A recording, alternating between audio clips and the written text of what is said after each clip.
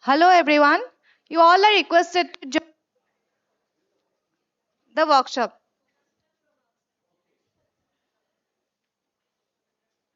Our workshop will now start soon. Please come and join the workshop.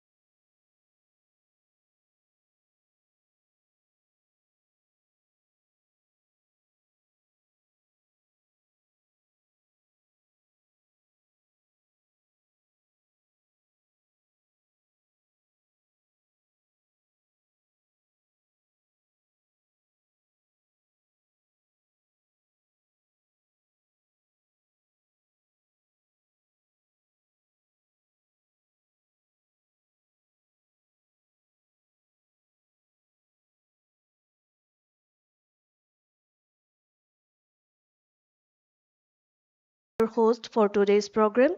I feel honored to welcome you all to this NPTEL Awareness Workshop.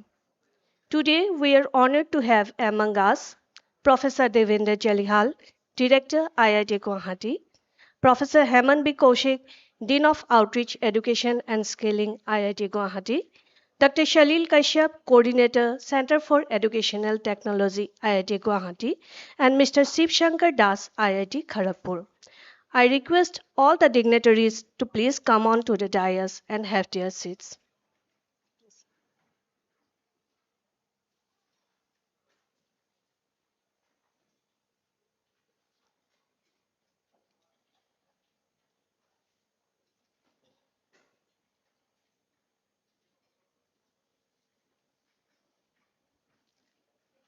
Light is a symbol of knowledge, wisdom, positivity, and hope. The tradition of lighting the lamp marks the removal of darkness and the beginning of a meaningful occasion. To inaugurate today's event, I respectfully invite our distinguished guests to light the ceremonial lamp and bless the proceedings. May this light inspire us with clarity of thoughts, unity, and success in all our discussions today.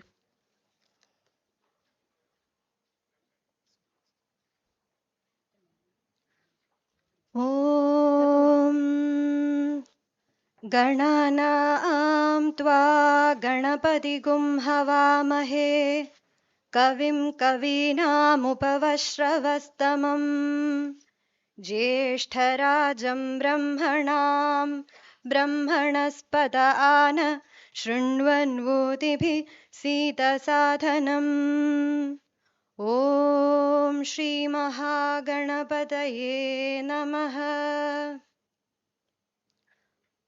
ॐ गणानां त्वा गणपतिगुं हवामहे कविं कवीनामुपवश्रवस्तमम् ज्येष्ठराजं ब्रह्मणां ब्रह्मणस्पत आन शृण्वन्वोतिभिः सीतसाधनम् ॐ श्रीमहागणपतये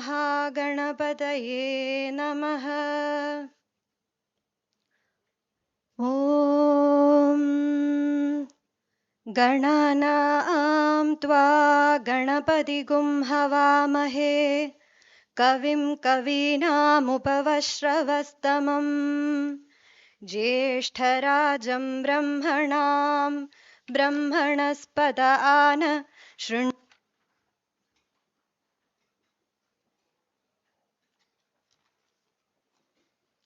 Thank you all.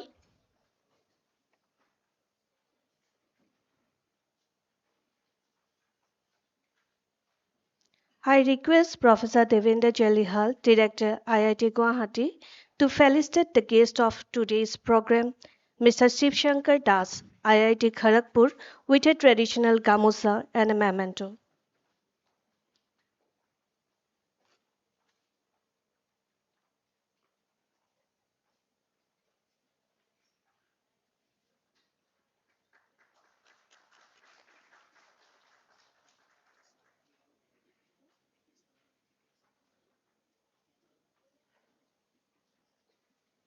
Thank you, sir. I request Dr. Shalil Kashyap, Coordinator, Center for Educational Technology, IIT Guwahati, to felicitate our Director, Sir, Professor Devendra Jalihal, with a traditional gamusa and a memento.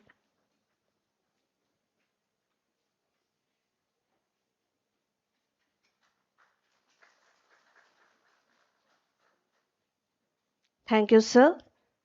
I request Salil, sir, once again to felicitate Professor Hemant B. Kaushik, Dean of Outreach Education and Skilling, IIT Guwahati, with a traditional gamusa and a memento.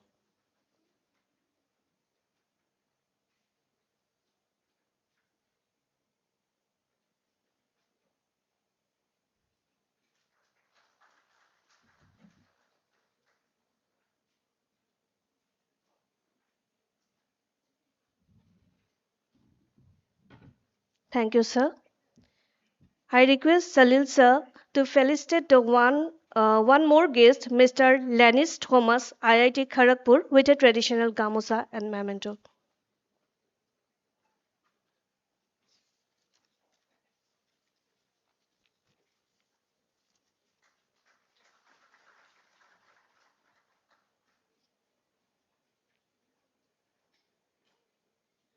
Thank you, sir. Now I request Dr. Shalil Kashyap, Coordinator, Center for Educational Technology, IIT Guwahati, to deliver an introductory address to the gathering. Please, sir.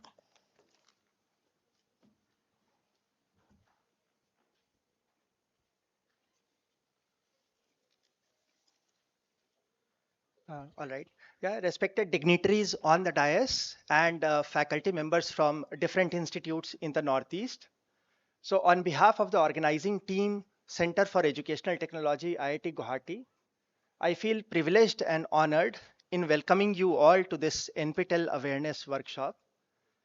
Uh, as you all know, that the National Program on Technology Enhanced Learning, more popularly known as NPTEL, is a flagship initiative of the Ministry of Education, Government of India, to ensure that high quality education reaches every nook and corner of the country.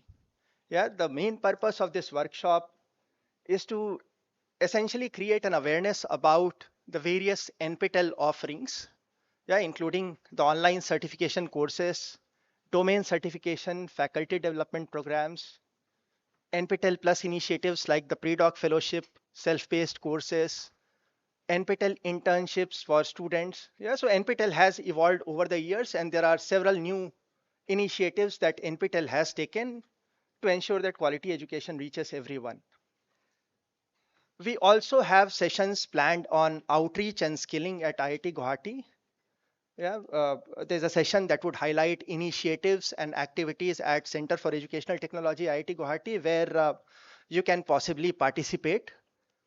Uh, Towards the end, we plan to have a question and answer session, yeah, more of an interaction where we'll essentially try to understand difficulties that you might be facing at your institute with respect to credit transfer, NPTEL enrollments, course enrollments, exam registrations. Yeah, so we essentially want to understand any queries that you might have in relation to the processes involved with NPTEL courses. Yeah, and so we essentially look forward to an engaging session going forward. And I once again welcome you all and many thanks to all who could join. Thank you.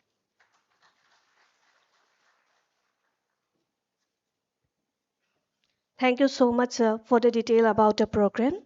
I request Professor Hemant B. Kaushik, Dean of Outreach Education and Skilling, IIT Guwahati, to address the gathering. Please.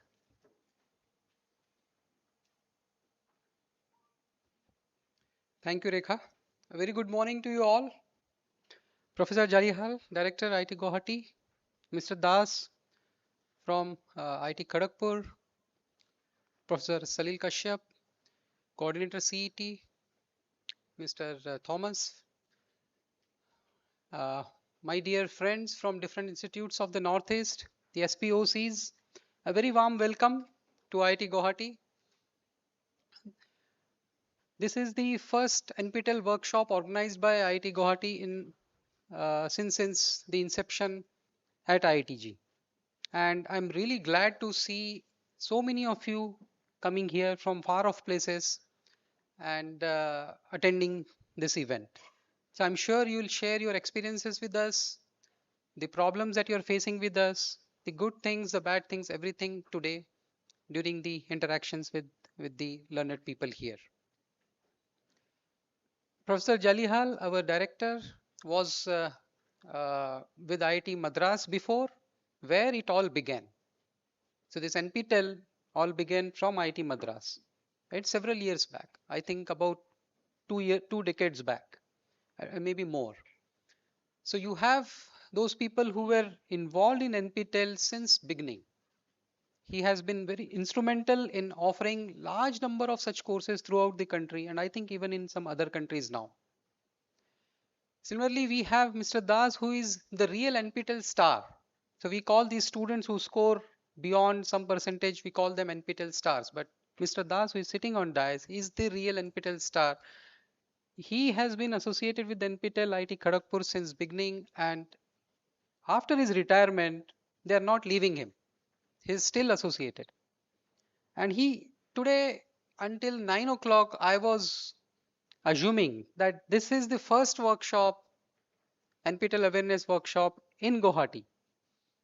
But then he opened my eyes. Mr. Das said that he has already organized 3 such workshops before, not in IIT Guwahati, but outside. So he is a very senior person who is involved in all sorts of NPTEL outreach programs since beginning. Now here at IIT Guwahati, the NPTEL programs are handled by the Center for Educational Technology, CET, and recently we have merged CET with Outreach Education and Skilling section. So in addition to offering these programs, the skilling programs, we also offer online degree programs. Currently, we are offering one very popular undergraduate online degree, which is in data science and artificial intelligence. We have more than 3,200 students in that single degree. Then we also offer some master's degree in online hybrid manner. One very popular degree is flood and river management. It is basically sponsored by the Assam government for their engineers. So we have about 35 Assam government engineers from Water Resources Department who have enrolled in this degree. And from this year, we are also offering Robotics and Artificial Intelligence MTech degree program. So I request you to visit our website and see what we are doing. These are just some names I'm taking, but there are several other programs, short term, long term, starting from 4 hours to 6 months duration. We offer large number of programs here. As far as this workshop is concerned, I'm sure it is going to be enlightening for you as well as for us, because it is a good opportunity to interact with so many of you who are coming from different places, and also for you to interact with some of us who are very senior in this domain. So my best wishes to you all, and my sincere thanks to Mr. Das, Mr. Thomas, and the CET team who have taken really hard, who have done really hard to make this thing possible. Thank you so much.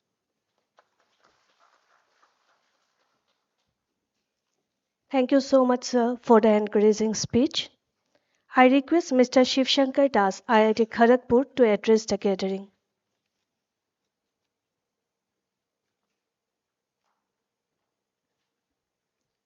Uh, Respected Professor Devendra Jalial, we call Professor DJ, Director IIT Guwahati, Professor Hemans, Dean Outreach and Scaling, Professor Salil, the NPTEL Coordinator IIT Kharagpur, the faculty members, SPOCs who are coming from different parts of the northeastern states to this program. A very warm welcome and good morning to all of you.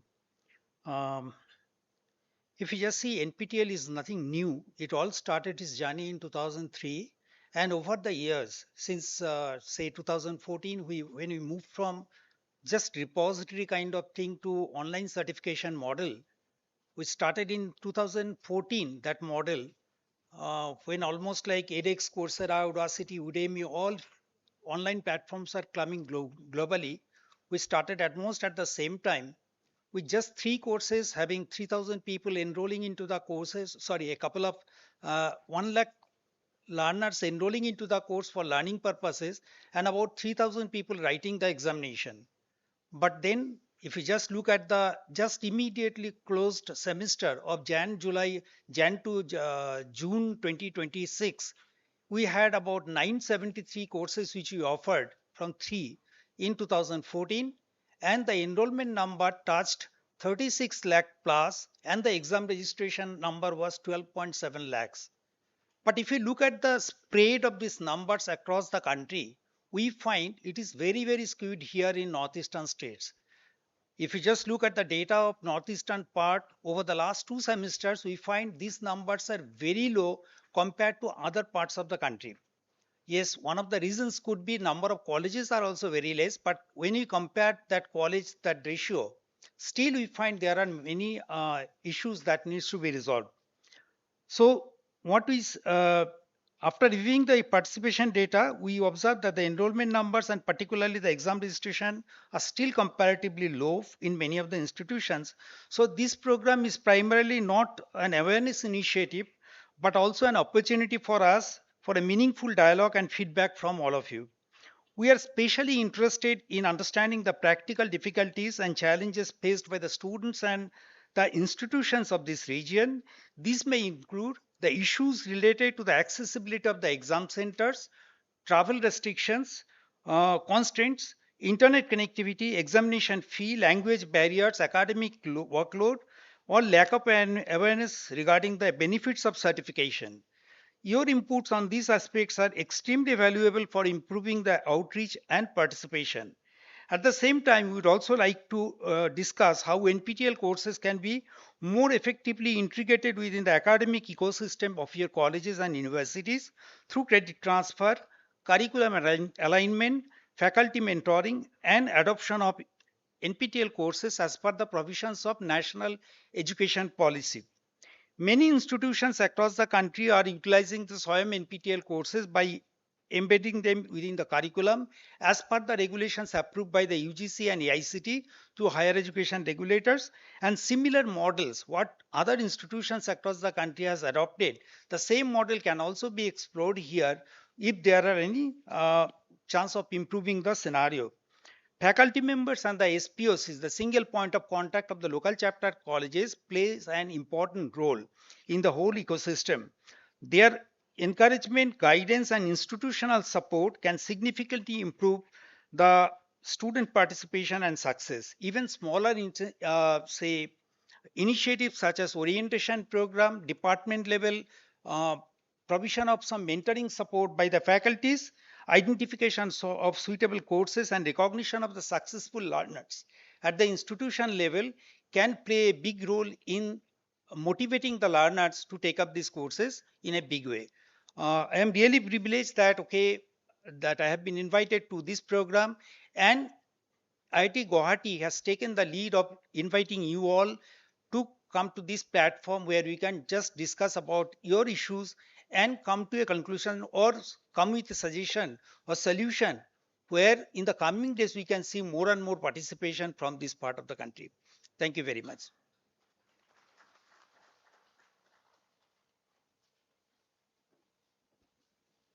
Thank you so much, sir, for the wonderful speech.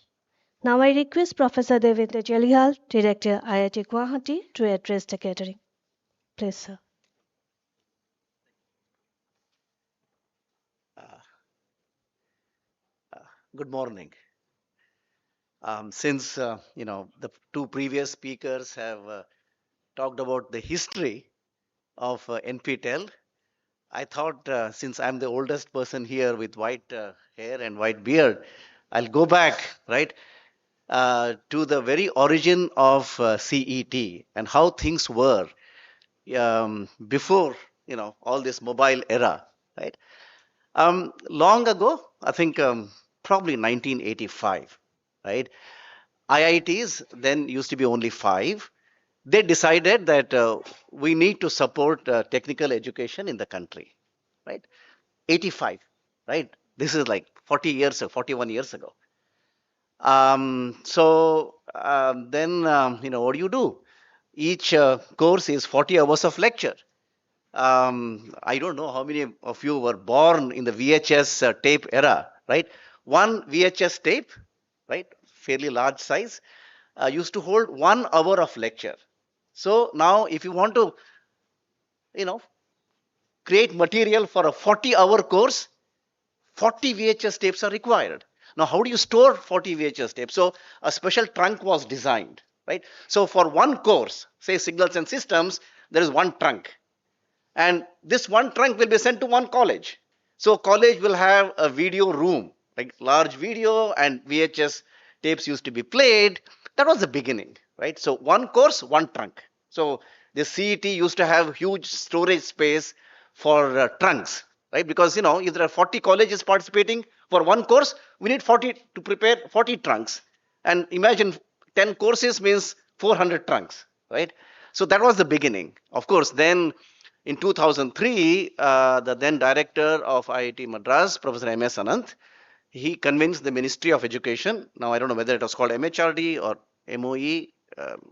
My memory fails me to say that there is a large number of engineering colleges. Remember, now there is a year 2K problem, and the number of engineering colleges in the country has gone up, right?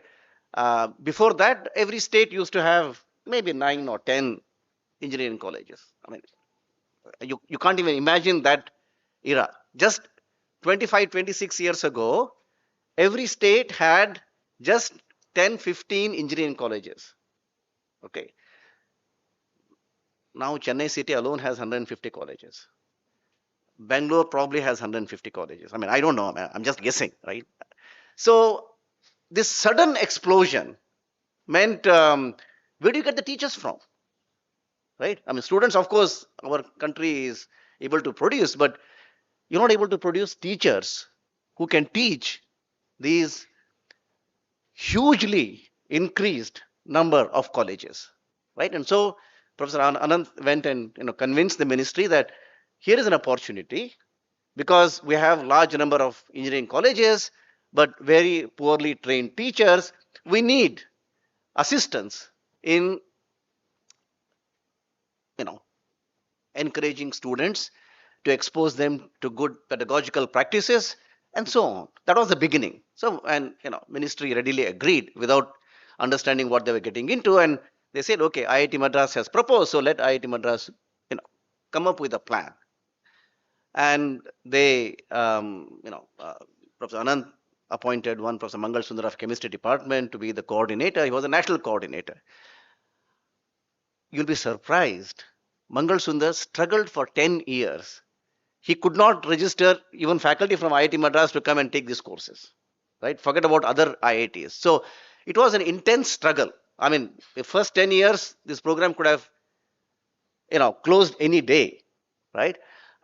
Then, of course, they had a big plan. You go and convince AICTE to make these courses mandatory. I mean, NPTEL, by the way, stands for National Program for Technology Enhanced Learning. You're going to use technology, right? All kinds of big things, but things, it was a big struggle, right? And so, but anyway, I think by 2013, the persistence paid off, right?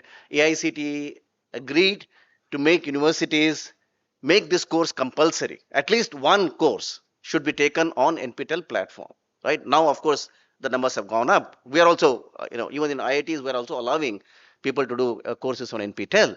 So then the exponential growth happened. Then internet became widely available. People got used to watching YouTube. So thanks to YouTube, now you can also do more than the YouTube shorts, also do some sort of learning on YouTube. So many things became possible in the last 10 years, and the numbers, as Mr. Shiv Shankar Das talks about, 25 lakh students globally registering for courses, more than 10 lakh taking exam, going to the exam center, right? I mean, that makes NPTEL, you'll be surprised, largest edtech platform in the world. Remember, NPTEL, not Coursera, not anything. NPTEL is the largest edtech platform in the world. So the tools and everything have developed, right? I mean, things have changed. I mean, now students know every college has NPTEL SPOC. We don't need to send a trunk anymore. Well, sending a trunk now has a very different meaning, especially with this cricket matches going on. So things have changed. Technology is become truly technology enhanced learning, right? Yet a lot of things needs to be done. Okay, I mean, we have gate exams. Students are afraid of gate. So I've been, talking about how NPTEL itself can conduct gate coaching rather than, allow some third-party dubious fly-by-night operators to conduct gate when we could. I mean, gate is nothing. I mean, as paper setters, it's just second and third year electrical engineering, mechanical engineering programs, right? This is, I mean, as long as the students are not afraid, they can take gate exam, right? And this, whatever, there are some 50 papers, so there could be 50 NPTEL Pro courses talking about various gate papers. One faculty talks about one gate paper every year, right? Maybe this semester, because gate exam is held in February. So this may, I mean, a lot more things could be done, right? The platform is available today. There is Swayam. There is now online. I mean, so the learning of NPTEL allowed more such programs to be, launched, right? And so we have now lots of programs. So what started off as a CET, right? A CET, it's what, like a continuing education program. Huh? Center for Education. Yeah. So, it has now transformed into a very big platform, right? I'm so glad that all of you are here, going to do brainstorming, then have lunch, or lunch and brainstorming. What is it? Huh? Okay. So welcome to each one of you to IIT Guwahati campus. Hope you have a good time. Participate and ask questions, give suggestions, and see that learning becomes fun. Thank you.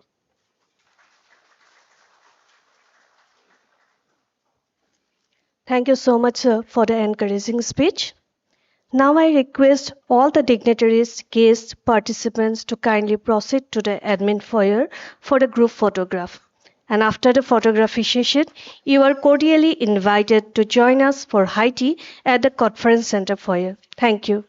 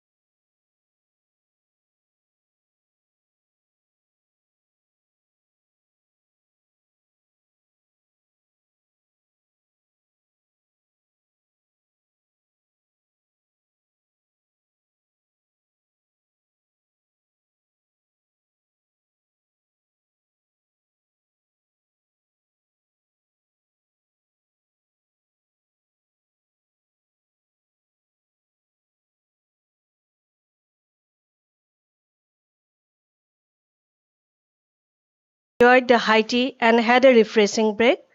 Thank you for rejoining us for the continuation of the program. Now we shall begin our session. It gives me great pleasure to invite our distinguished speaker to address the gathering and share his insight on the topic. May I now request Mr. Shiv Shankar Das, IIT Kharagpur, to kindly take the stage and deliver his presentation on empowering learners through NPTEL, opportunities and impact. Please welcome him with a warm round of applause.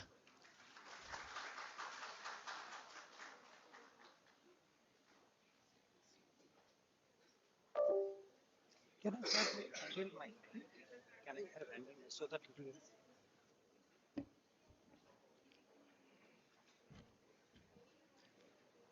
Thank you and welcome back.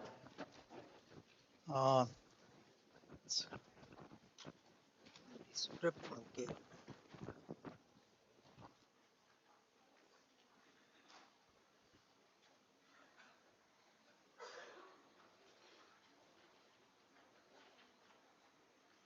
Oh, where is that?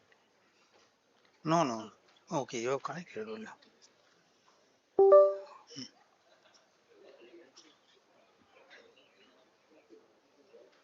Should we start? Okay. Uh, this topic is empowering learners through NPTEL, opportunities and impact. This session will be tentatively for about 1.5 hours. We'll also have adequate time for your interaction at the end. In between, if you have got any queries, you can either, if it is very brief, we can address to that immediately. Otherwise, you can note it down so that this can be taken up at a later stage. This will be the brief outline of my talk. We'll just give you some idea what was talked in the morning by Professor DJ. Intro in NPTEL, how it started. We'll just briefly touch it. Then SWAYAM, how the SWAYAM and NPTEL, they are linked together, because once you see the regulations that come out from different academic bodies, they only refer to the SWAYAM. So how SWAYAM and NPTEL, they are interlinked. What type of courses we are offering, where do you go and get the complete details, what courses are forthcoming in the next semester, that you can see. And we will also take you through the enrollment to the certification process. Then it's not that NPTEL just offers the courses. We have a large number of initiatives that we will be talking about. Say how a learner can get domain scholar certification, how they can be categorized as star learner, pre-doctoral fellowship, internship opportunities for the faculty members. For the career progression, they need to do the FDP programs. That in many of the NPTEL courses, particularly the advanced level courses, are categorized as FDP courses as approved by the AICTE. Then gate examination preparation and many other provisions we will be talking about. And also, if there are colleges who are new to this program, we will also tell what is this local chapter, how to become a local chapter, what are the benefits of local chapter. We'll briefly touch upon that. The NPTEL, as we discussed in the morning, it all started in 2003 with 7 older IITs and Indian Institute of Science, Bangalore, joining hands together to record the contents delivered by IIT faculties to their students from the classrooms and make it available as a repository, so anyone who is interested to learn can refer to that materials and learn it. That was the basic idea initially. But from 2003 to 2014, rather 2014 to 2013, this period, we primarily focused on creating the contents either as a video repository or created the contents in a web format. That means some PDF documents were there. So if you go to the NPTEL portal, I'll show you the link where you get the entire repository. Some courses you will find the name starts with NOC. That means it is NPTEL online certification. These courses were primarily created post 2014, and other courses you will find only names are there. These are the courses which were created during this 2003 to 2014. They are primarily for the repository purposes. No 4-quadrant approach has been applied to that. So from 2014, the institute or the IITs moved from repository model to the certification model. What has been our journey, impact and infrastructure? If you see, we have created more than 3,200 unique courses where these contents are delivered right now in the morning. The director sir has pointed out that in one point of time we used to actually send these materials through the VHS steps, but now these contents are delivered through the YouTube. And if you just see already, this is not an entertainment channel, it's a purely academic content channel, but still the number of subscribers is 5.62 million. That actually speaks about the popularity of NPTEL courses amongst the learners. And if you just see the number of viewers, it has crossed 1.86 billion. And as per the government's mandate, we are also converting this what's called repository materials into English and different regional languages. In the morning, someone was telling that the students from this part of the country, many of them face difficulty in the languages. They have studied in the regional languages and they find it difficult to follow the languages or the mode of instructions, that is English from different parts of the country with different accents, they find it difficult to follow. Just to address to that what actions NPTEL has taken, that we will talk about that. So what started with the vision of providing high quality affordable education at large scale in 2003, we have actually developed a large number of video lectures. We are offering the online certification from 2014 and also conducting a large number of workshops across the length and breadth of the country for the promotion and usage of these programs as part of the regular curriculum as per the mandate of the UGC and AICTE. Now, if you want to access the NPTEL contents, where do you go? We say that 3,200 courses have been developed. So where is the place where I can go and find out if I can get a course of my interest? This particular site is https://nptel.ac.in. If you go there and you'll come across this particular, you'll come to this place. Sorry, here, just a minute.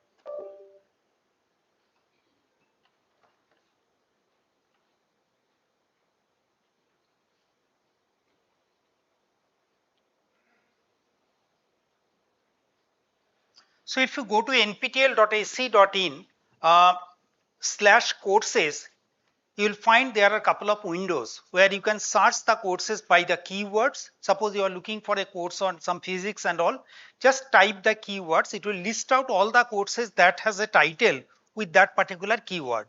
So you can just see that particular course, whether it is for the repository or also available for the learning certification purpose by seeing the NOC word. And also you can search the courses by the institution, by the discipline, by the faculty. All such provisions are there. Duplicate कर रहा हूँ इसको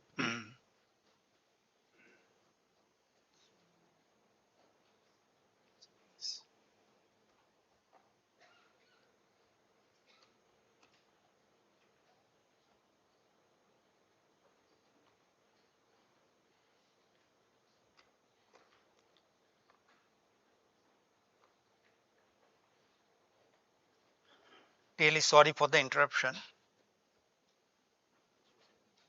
এটা duplicate করলে হয়ে যাবে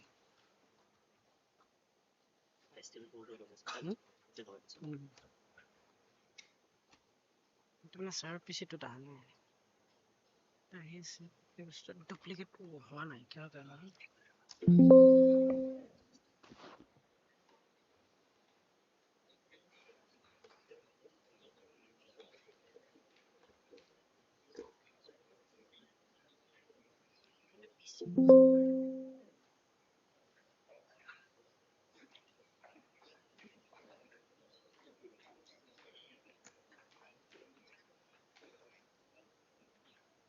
I will.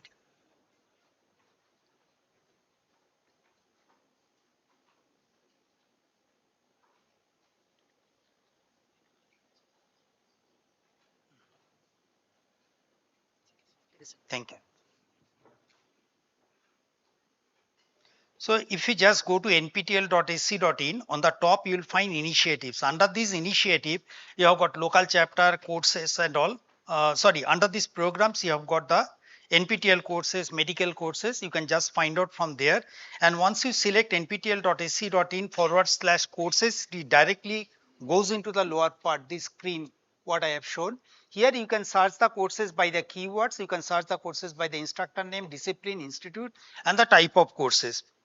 Then comes, once we are saying that we have created a large number of repository and we are also offering the courses for the certification, we need a platform through which we should go for certification purpose. The ministry came out with a unified or other online certification program or MOOCs platform, that is massive open online courses platform called SWAYAM. It is an acronym called Study Waves of Active Learning for the Young Aspiring Minds in 2016. But what we say that from 2014 we moved into the online certification model. So from 2014 to actually moving into the SWAYAM portal, it was almost like 2017 we migrated to SWAYAM. 2014 to 2017 we actually offered the courses through the online courses platform of NPTEL. So what you see today in SWAYAM, actually NPTEL started that journey at least 3 years ahead of time. So now once the SWAYAM came into the picture, the ministry created 10 national coordinators, 10 verticals, because this is the Indian MOOCs platform through which all learners in India, whoever wants to study online courses, they should be getting access to a single window. Now the learners could be school children, it could be college going students or higher education, say masters, postgraduate students, or anyone who is in the industry, academia, they all should be getting the contents from here. And also the interest range could be from humanities, social science, commerce, basic sciences, engineering, management, law, medical, and so on. So the level varies as well as the interest group varies. So considering that, a single entity cannot actually develop the contents for all segment of learners. So considering that aspect, the ministry created 10 national coordinators where each coordinator can target a particular group of learners. So accordingly, National Institute of Open Schooling and NCERT was entrusted with the responsibility of creating the contents, primarily focusing the class 9, 10th, 11th, 12th standard students. Out of school children, it will be handled by the Indira Gandhi National Open University and National Institute of Technical Teachers Training and Research, Chennai. Undergraduate and postgraduate, the coordinators remain more or less same.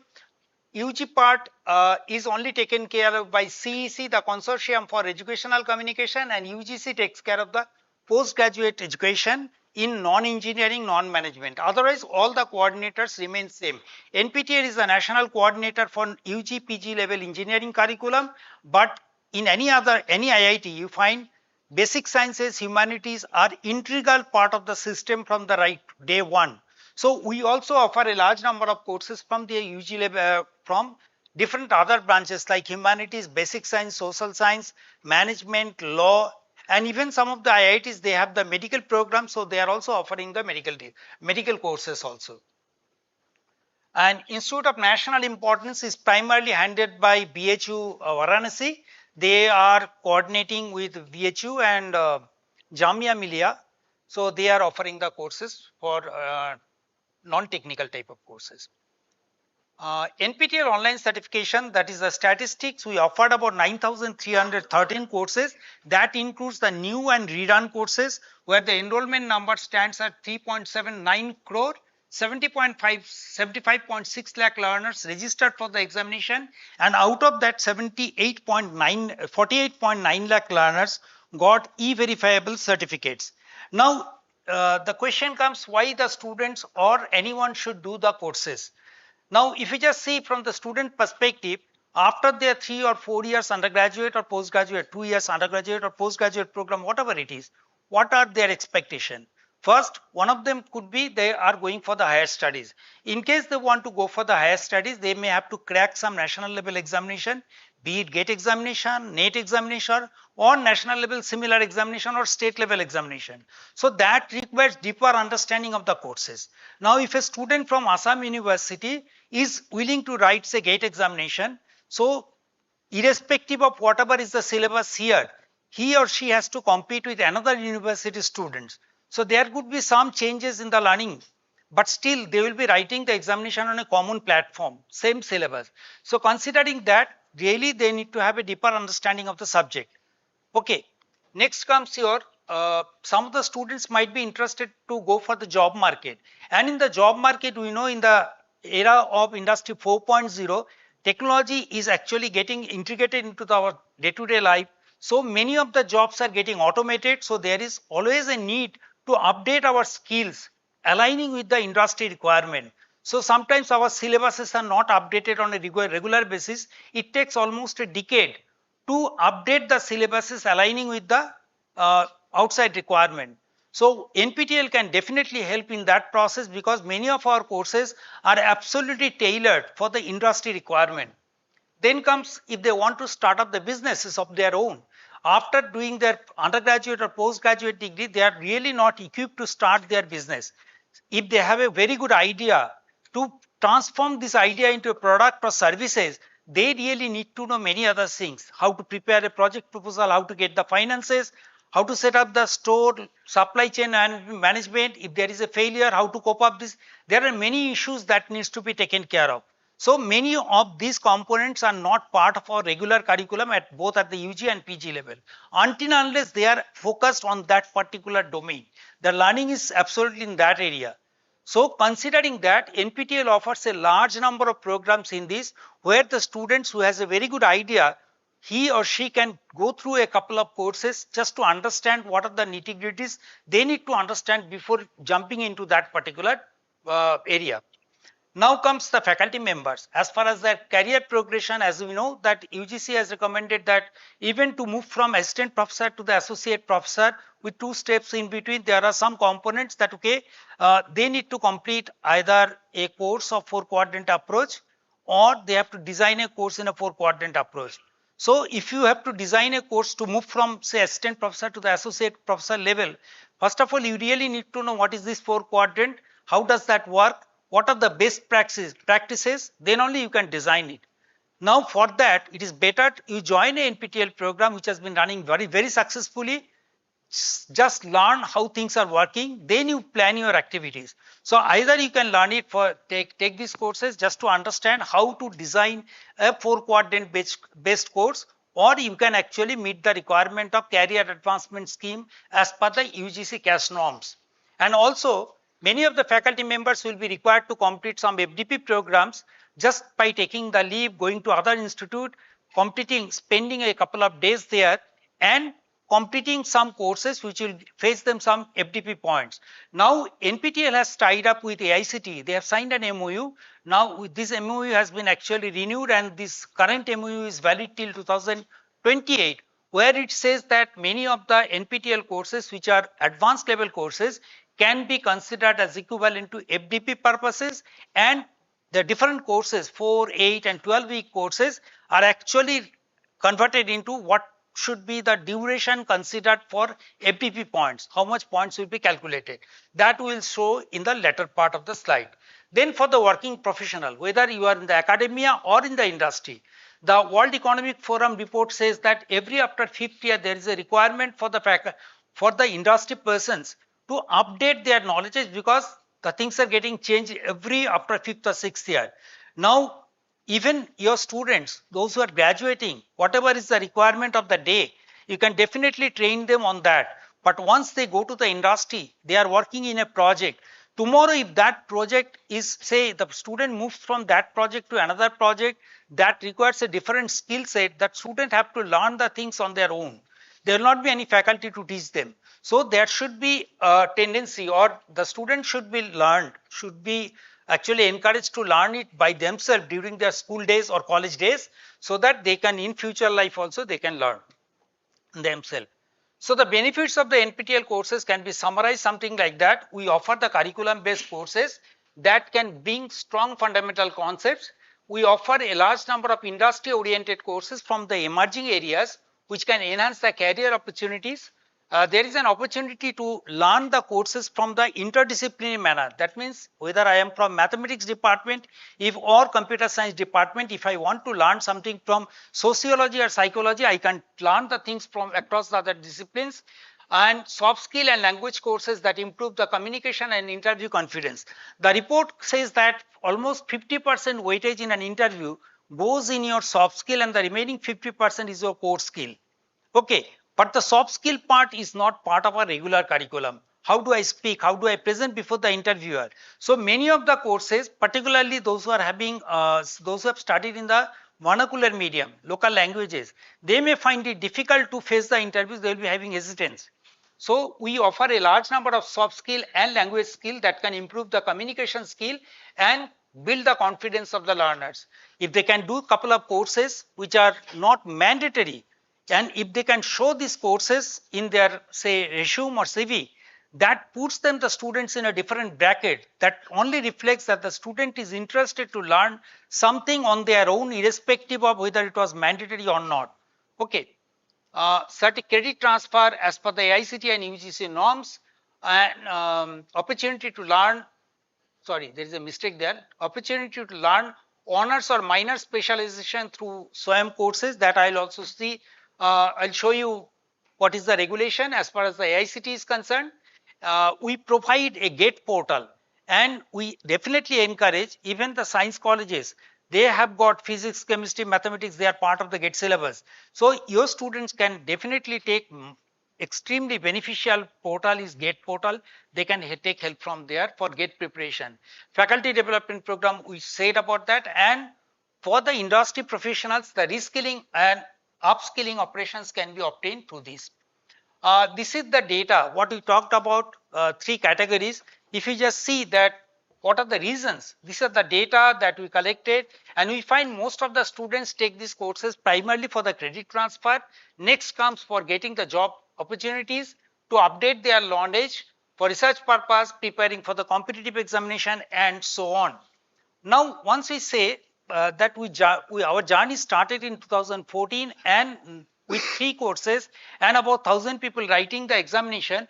From there, we moved into the last semester. We offered 973 courses where enrollment number was little more than 36 lakhs and more than 12.7 lakh learners actually wrote the certification examination.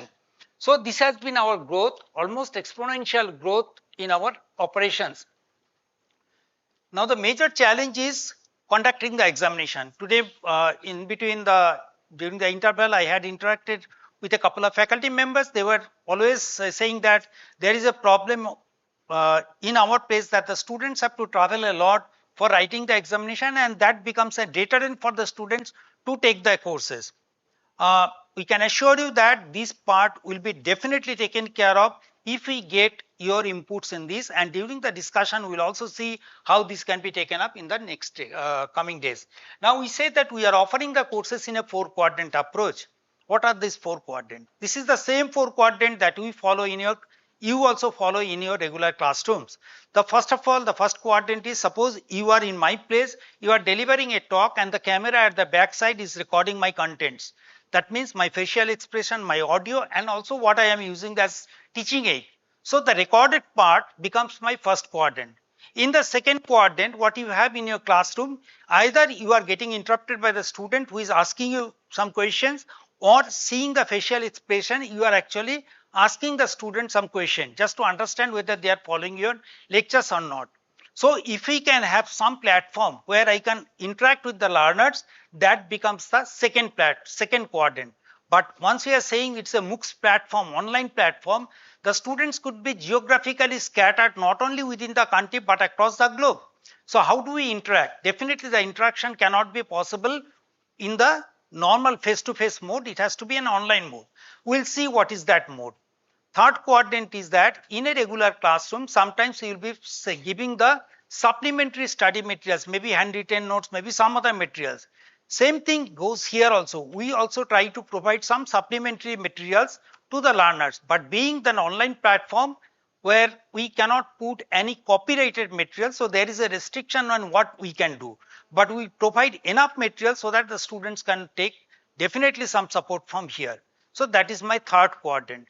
And in the fourth quadrant, in a regular classroom, occasionally as a faculty, you might be conducting the class test. But here, every week, it is mandatory that after going through the week's content, the students will be exposed to a set of questions where they have to answer certain answer. They have to answer, and these questions will be graded, and this marks will be carried. A part of that marks will be taken into the final certification. So these are the four quadrants. That is, first is content, second is the interaction, third is the supplementary study material, and fourth is the assignment. These four quadrants will be followed in our NPTEL courses. All right. I would request everyone to look at this particular data. See, we said that we had 36 lakh learners across the country. We had about 12.7 lakh learners writing the exam from across the country. But what is the number as far as the Assam is concerned? Sorry. Assam is concerned, if you just see in the last semester, January semester, they had 11,300 people enrolling into the course. This number increased to 13,000 in the next semester, that is the July semester. We don't have the data for the immediately concluded semester, January to June semester. We don't have that data yet. That is being compiled. But the examination registration number, you see 4,535. From this number, it has gone down to 2,954. So there is a need to introspect what could be the reason. And the answer could be best given by the you people, because you are the major stakeholders. And what we are here, Professor Salil sir is here, our team is here. We are here to understand what is the problem you are facing and to what extent we can actually address your concern. Similarly, if you just see, the only exception you can see, Manipur, there is an increase, Meghalaya, there is an increase. Otherwise, Nagaland also, there is some increment, Tripura also slight. So maybe after this workshop or maybe couple of other workshops in this region, we expect that in the coming semester, once the results of the next semester is available in 2027 mid, we should be able to see a substantial increase in these numbers. That is our target for today's workshop. And also, if you just see the number of colleges, it's not very less. In Assam, you have got 108 colleges. Out of that, only 10 colleges are active local chapter. Who can tell what is active local chapter? Anyone from the local chapter group? Active local chapter, thank you sir. Active local chapter means 25, only 25 students writing the examination in a semester from your college, and out of that 50% or 13 students successfully getting the course certificate. That is the bare minimum requirement, and out of that 108 colleges, only 10 colleges actually fulfill that criteria. Maybe we can touch upon that, what additional support is required so that at least we have more number of active local chapter, because becoming a local chapter is not important. You may have a big number of, large number of colleges who are part of the local chapter group. But what if they are remain dormant? They don't participate in the activities. Okay. So NPTEL online certification, if you just see the features and all, we follow the MOOCs format. MOOCs is, as we said, massive open online courses format, where anyone can take any course and from anywhere. More than 1,800 courses are being offered in every semester. The courses are offered in a semester basis, aligning with the university timetable, that is from January to April and July to October. These are the timelines. Enrollment starts in November and May for the January and July semester. That means if the course is starting from July, the enrollment tentatively starts by mid-May. This semester we are having certain issues in the administrative front with the ministry, due to which the actually enrollment which was supposed to start by mid-May is being delayed, but at on any particular day it may start. Okay, very soon we are expecting the enrollment to start. And for the January semester, the enrollment starts by mid-November. And these dates are actually published 1 year in advance. Enrollment is in any course is possible irrespective of my current branch of studies. That means I can learn the things from other disciplines. Whatever I am studying, I can do something from other discipline also. Anyone irrespective of their academic background, profession, gender can learn the courses from here. That means we are, while enrolling into the course, we are not looking at who you are, what is your academic background, what you do. You can, if you have got the interest and the internet connectivity, you can always join the course for learning. You can join in multiple courses free of cost, and there is an optional component of certification at the end of the course. If you are interested, then only you can go for the certification exam. All right. The features, we have got three variation of courses. First is full semester course of 30 hours. Second is your medium type of course of 20 hours. And third is a course on special topic is of 10 hours. What is the duration of a full semester course in the colleges? What is the duration? Full semester course?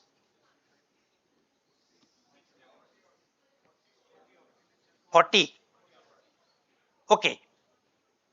Now we are saying, you are saying 40 hours is your full semester course. We are saying 30 hours is our full semester course. How do that match with each other? In a classroom, suppose this class is of 1 hour duration. What are the activities you do? Do you take the attendance? How much time do you spend? 5 minutes. Remove that 5 minutes. What is the level of interaction you have? Maybe 5-10 minutes you will be having interaction. So if you remove all these together and club 40 hours and take this common like attendance, some pauses you are taking, some interaction, all these things you remove, you really do not teach more than 30 hours. And this 30 hours is a condensed one where the faculty has not taken a break for couple of seconds. If there were some breaks, the editor, video editors, they have removed those things. So it's a highly condensed. So this 30 hours is actually much more than what you can teach in 35-40 hours. All right. So that is why our 30 hours is equivalent to your 40-45 hours. We call it full semester course. 20 hours is medium type, 10 hours on a special topic. Competition type is 2.5 hours of lectures per week. At the rate of 2.5 hours of lectures per week, we will complete a full semester course in 12 weeks. It will take 8 weeks time to complete a 20-hour course, and within 4 weeks we will complete a 10-hour course. So on an average, we can say 2-3 hours of pre-recorded lectures are given per week, and individual lectures durations are less than 30 minutes. What is the attention span of a student? What the literature says? Definitely it's not 1 hour. It is much lesser. Particularly Gen Z, they don't have the patience to look at the even 15-20 minutes. They'll go at a 1.55 speed and finish it off. So considering that, we are also restricting our lectures to a smaller duration. Okay. And also global trend is 5 minutes, 10 minutes maximum, 10-12 minutes, not more than that. So we are also restricting our lectures within 30 minutes, and the courses are of two durations. Two types. One is a new course, that is every semester we are creating some courses which are new, which are not available in our repository, and some courses which were created earlier, it is already in our repository, already was offered once or twice and now being re-offered, that is called rerun. So there are two courses, new and rerun. And if we say it's a rerun, already the course contents are available in our repository. So if you are planning to take a course which is on a rerun mode, you won't have to wait till the course launch date. You can start preparing the course contents from the repository, and once the course is offered, what are the components you will be left with? You can interact with the faculty, you can supplementary study material will always be available, and you can always write the assignments. Okay. Contents of the week, that is the videos and assignments will be released by Monday during the runtime of the course. Now comes, I have given you the pre-recorded contents of 2.5 hours of lecture per week. Now the interaction, what are the different modes of interaction that we have here? First of all, the interaction is web-based interaction. Embedded within the course, there is a tab called Ask a Question. Once you click onto that, there will be a chat box like thing where you can post your question, and this question will be answered in a time-bound manner by the faculty and the teaching assistants associated with the course. So they will answer through that. Not only that, in addition to this, there are two other modes of interaction. What is that? First of all, you know PMRF scholars, Prime Minister's Research Fellow. These PMRF scholars are engaged by NPTEL to support in the learning process. So if the course has got say numerical problems which could not be solved, too many problems could not be solved by the faculty due to the shortage of time within the recording time. So these PMRF scholars can actually help you in solving numerical problems related to that week's video. Okay. So the second part is the PMRF scholar session. Third part, every month the faculty conducts a live session through YouTube where the learners can join through the YouTube live session and interact with the faculty almost like a real life. That means they can post the question through the YouTube chat box. The faculty will pick up the question from there and answer. Okay, that's how the faculty can reach out to the queries of the learners who are spread across the geographical locations. So now what used to be in a face-to-face in a classroom, now this takes place in 3 different modes. The problem solving session every week through the PMRF session, scholars actually are conducted 5 days in a week. That is Friday, Saturday, Sunday, Monday, Tuesday. The slot is usually in the evening hours after 4:30, so that every student after completing their regular academics in the college, they can attend to it. Okay, so the PMRF scholars are available. Now these sessions are also recorded in case your students could not attend the program due to any reason, they can always go for the recorded session. And the session reminders are sent to the all enrolled candidates so that they don't miss it out. Every semester you can see good number of PMRF scholars are actually taken into this. Now comes the supplementary study materials. In your classroom you may give some notes and all. What we provide here, we try to provide you the text transcript in English and different regional languages. Okay, you can see some snapshot like Marathi in English, in Hindi, some books are there already in Assamese.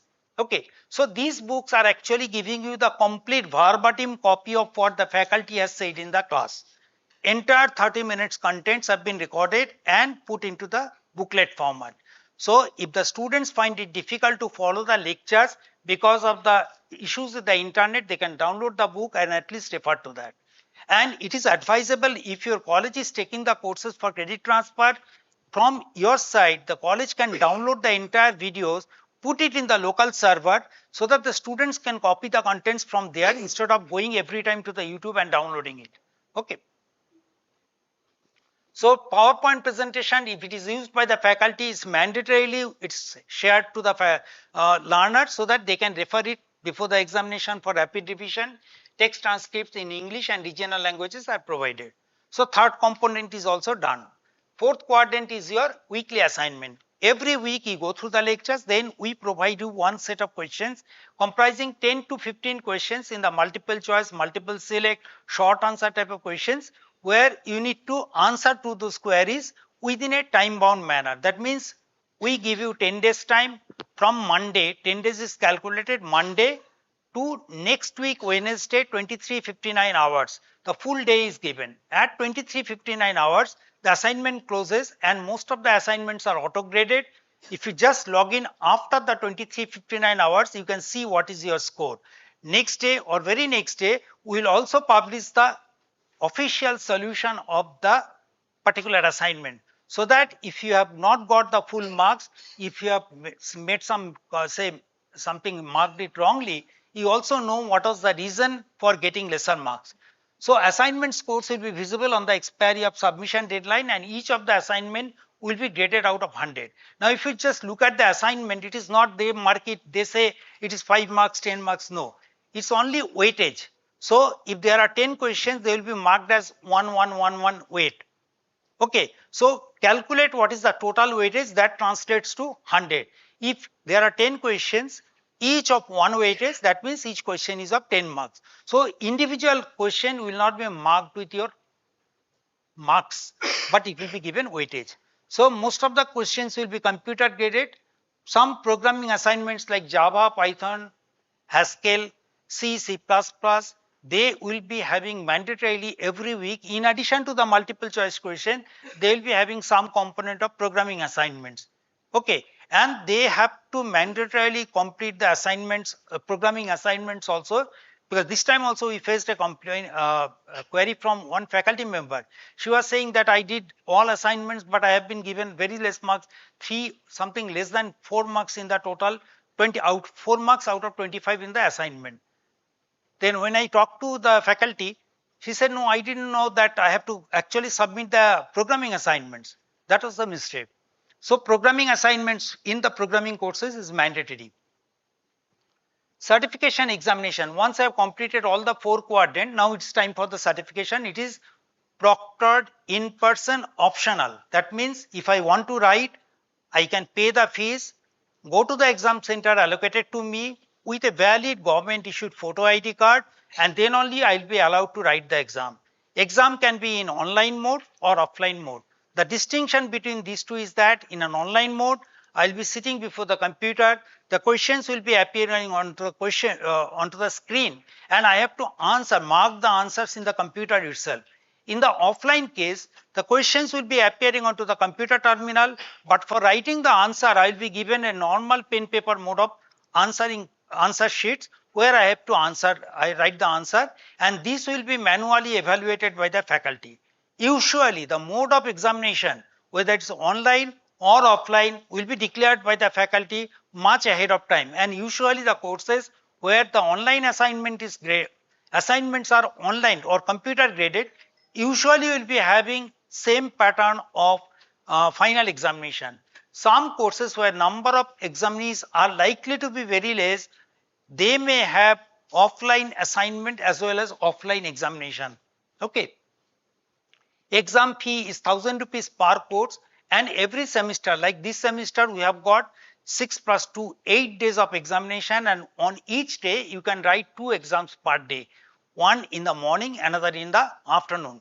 That means suppose you are taking a course on programming in Java, someone is taking programming in Python, both of you can write the exam in forenoon session as well as in the afternoon session, because all the papers which are allocated for that day will have examination in both the session, and based on the say number of candidates who have been allocated to that center, the student might be allocated either in the forenoon session or in the afternoon session. But do not be under the impression that the same question paper will be used in both the session. The faculty will be creating 2 sets of question paper of equal toughness level. So one such set will be used in the forenoon, another set will be used in the afternoon. Okay.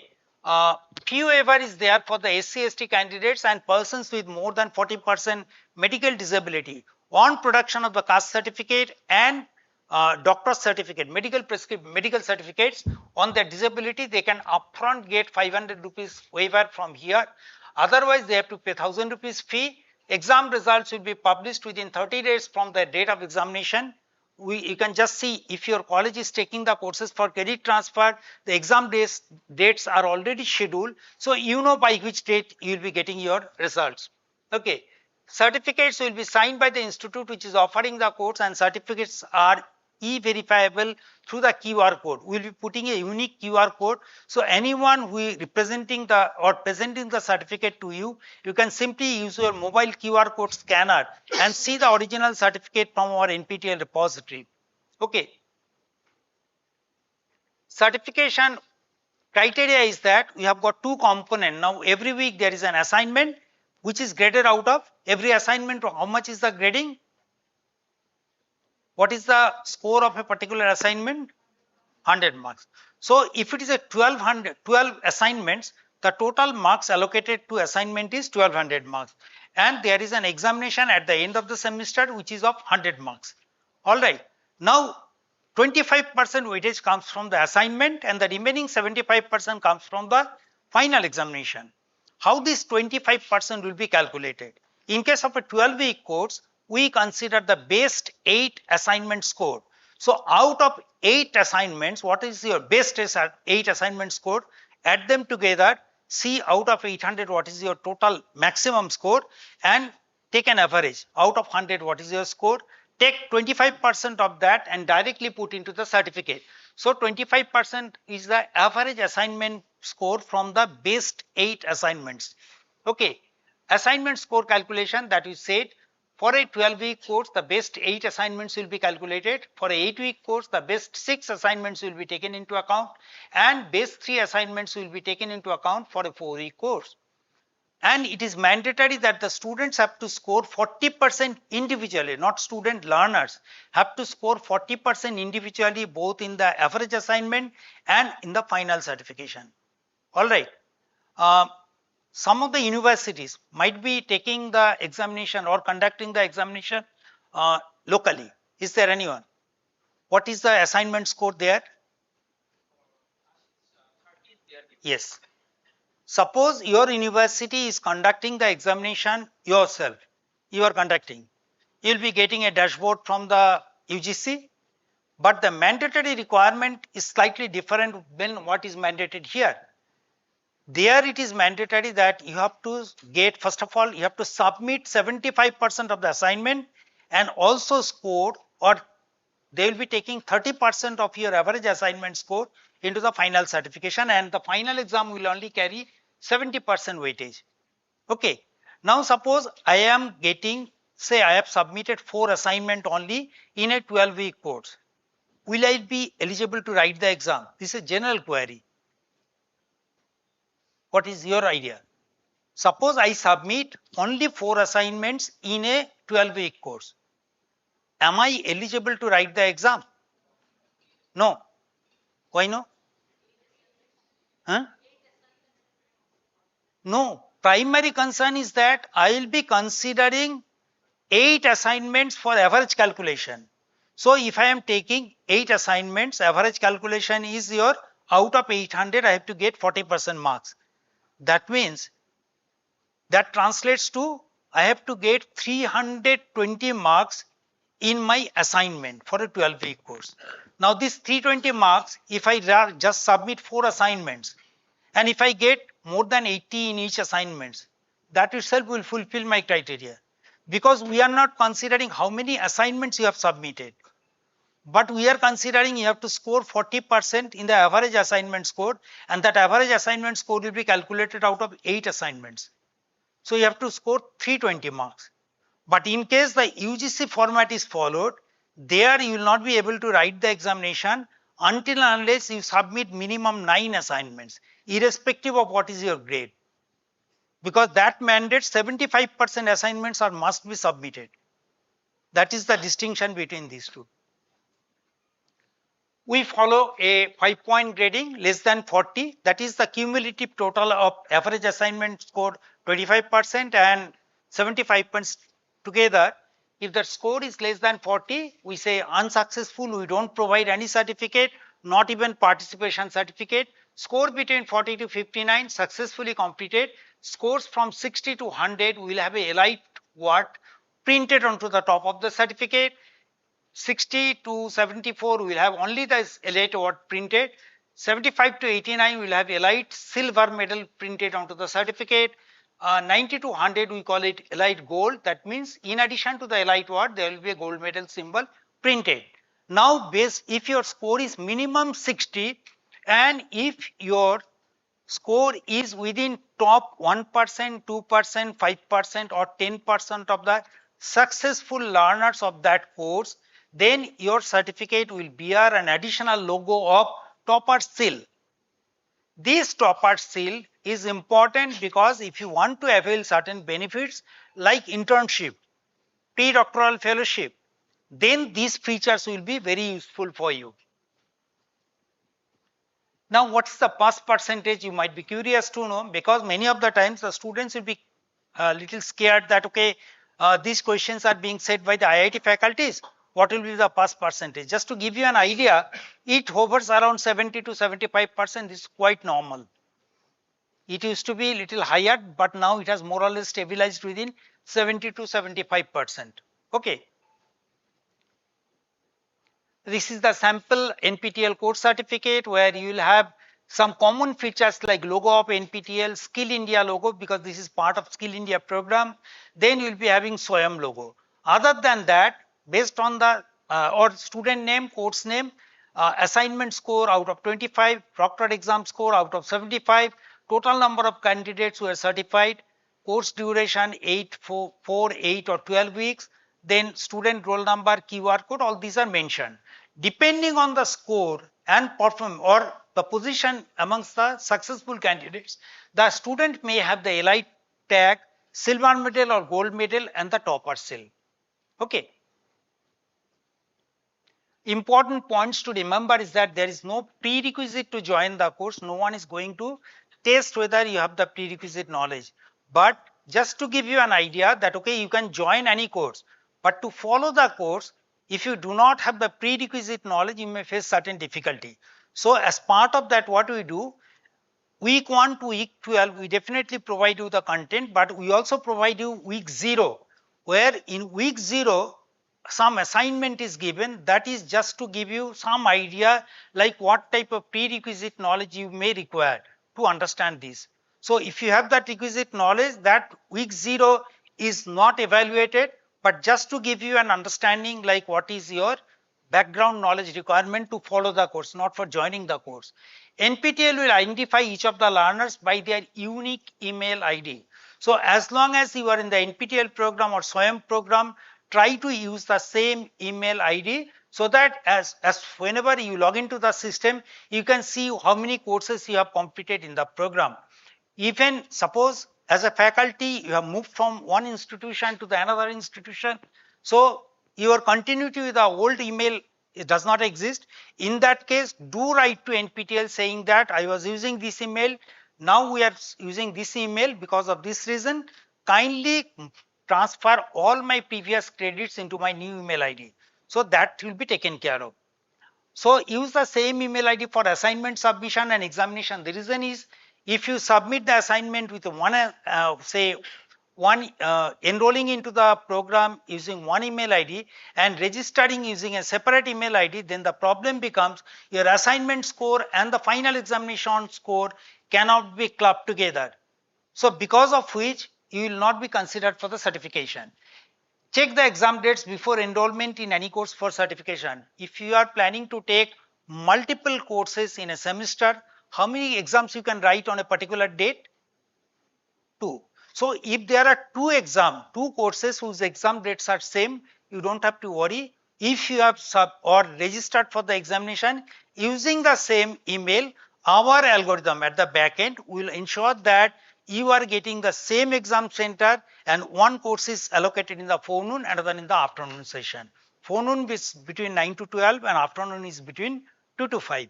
All right, that will be ensured. But if you use two different email ID, there is a possibility that you will be given either in the same shift or a different exam center for the forenoon and afternoon. A candidate can take maximum 2 exams per day that we have already told. There is no provision of supplementary exam in case of a failure. This is true for all national coordinators under SWAYAM. But in our last, the NPTEL is actually regulated by a committee called NPTEL Program Implementation Committee. All coordinators, institutes coordinators like Professor Salil sir is part of that. So they deliberated on this, and many of the times the students complain that, or rather colleges come out that the students in the final semester, they failed in the NPTEL exam. Is their way out? So the PIC deliberated on that, then they came out with a solution. We'll talk about that, what is the solution. Okay, that was approved in the last PIC meeting, NPTEL Program Implementation Committee meeting. Physical calculators are not permitted in the examination, just like any other national level examination, and on-screen calculators, the students have to be used to that. So this screen calculator, the link is available here. If your students are using or taking a course that requires the usage of calculators, it is better to get practiced on these on-screen calculators, because many of the time students will be complaining that I am not getting these features in this particular platform. So it's better to get enough practice on the on-screen calculator. The link is usually provided in the hall ticket, but by the time you get the hall ticket, that might be too late for you to practice on that. These are the timelines. Enrollment, we are keeping it still to be announced. Maybe within a week time, we will be opening the, we will be releasing the courses. Around say close to 1,000 courses we will be releasing. Course start date for all courses is 20th July 2026. So you have got three variation of courses: 4 weeks, 8 weeks, and 12 weeks. The 4 weeks and 8 week total number of courses are separated into two different baskets. The set 1 4 weeks, first set of 8 weeks, and all 12-week courses will start on same date of 20th July 2026, and the set 2 of 4 weeks and 8-week courses will start on 17th of August 2026. That means 1 month later. Now the first set of 4 weeks will be completed within 1 month, that is in August. Second set of, or sorry, first set of 8 weeks will be completed by September, and the exam for these two set of first set of 4 weeks and first set of 8-week courses will be completed on, or exam will be conducted on 19th and 20th September 2026. And for the remaining courses, 12 weeks, all 12 weeks and set 2 of 4 and 8 weeks will be having exam on 6 days, that is 16, 17, 18, that is Friday, Saturday, Sunday of 2 consecutive weeks, 16th, 17th, 18th and 23rd, 24th, 25th October 2026. When does the enrollment closes? The course starts on 20th July. The enrollment usually is allowed till next week Monday. 20th July is Monday, so the enrollment closes usually on 27th of July. Okay, but here in the next set of, that is 4 weeks and 8 weeks, which are starting as part of the set 2, there is no extension on the joining date. So 17th August, the course actually closes on the same date. All right. We have also kept some additional exam dates, particularly if your college or university is considering these courses for credit transfer. You should also keep in mind that there is always an uncertainty on the number of examinees. We will come to know about the number of examinees only maybe 1 month ahead of time, and during that time it will be difficult to book the TCS exam centers across different places. So considering those exigencies, what we do, we always keep some dates as additional dates, and if the situation demands in a particular city, only in those cities we will be conducting the examination on 18th September for this set of courses, and 19th and 26th September, this will be October 2026 for the remaining courses. That means usually Saturday, Sunday exams are there in September, and in October you have got Friday, Saturday, Sunday, 2 consecutive weeks, and if it comes to 19th and 26th, that means they are Mondays. Okay. Then comes, it is not that the courses are coming from IIT, so we must be always offering the engineering or technology based courses. If you just see the numbers, possibly these numbers, you just see humanities, social science has got 1186 courses compared to the mechanical engineering, the core engineering branch, 1116. So we have got good weightage on the humanities, social science, computer science 1043. Then you have got good number of management courses close to 900 plus. Then mathematics and statistics almost near to 700. Biological sciences, biotechnology 500 plus. Multidisciplinary 370. Then you have got course from physics, chemistry is there, ocean engineering, textile, agriculture, earth science, economics, separate branches there now, applied mechanics. If you just go through these, there are some courses which come under the multidisciplinary general nature we mark it, but I am sure that if you go through the course list, everyone will find some or other courses which is of interest to you. Whether if you are say interested in the language learning, we offer courses from Korean, German, Japanese, Sanskrit, all courses. Other than English language literature, we all offer the courses. Okay. So if you want to say learn about how to join the course, first of all, you go to the nptel.sc.in/semester. You will come to know what is there in that particular semester. Possibly I'll just take you to this place. Say I want to see what is nptel.sc.in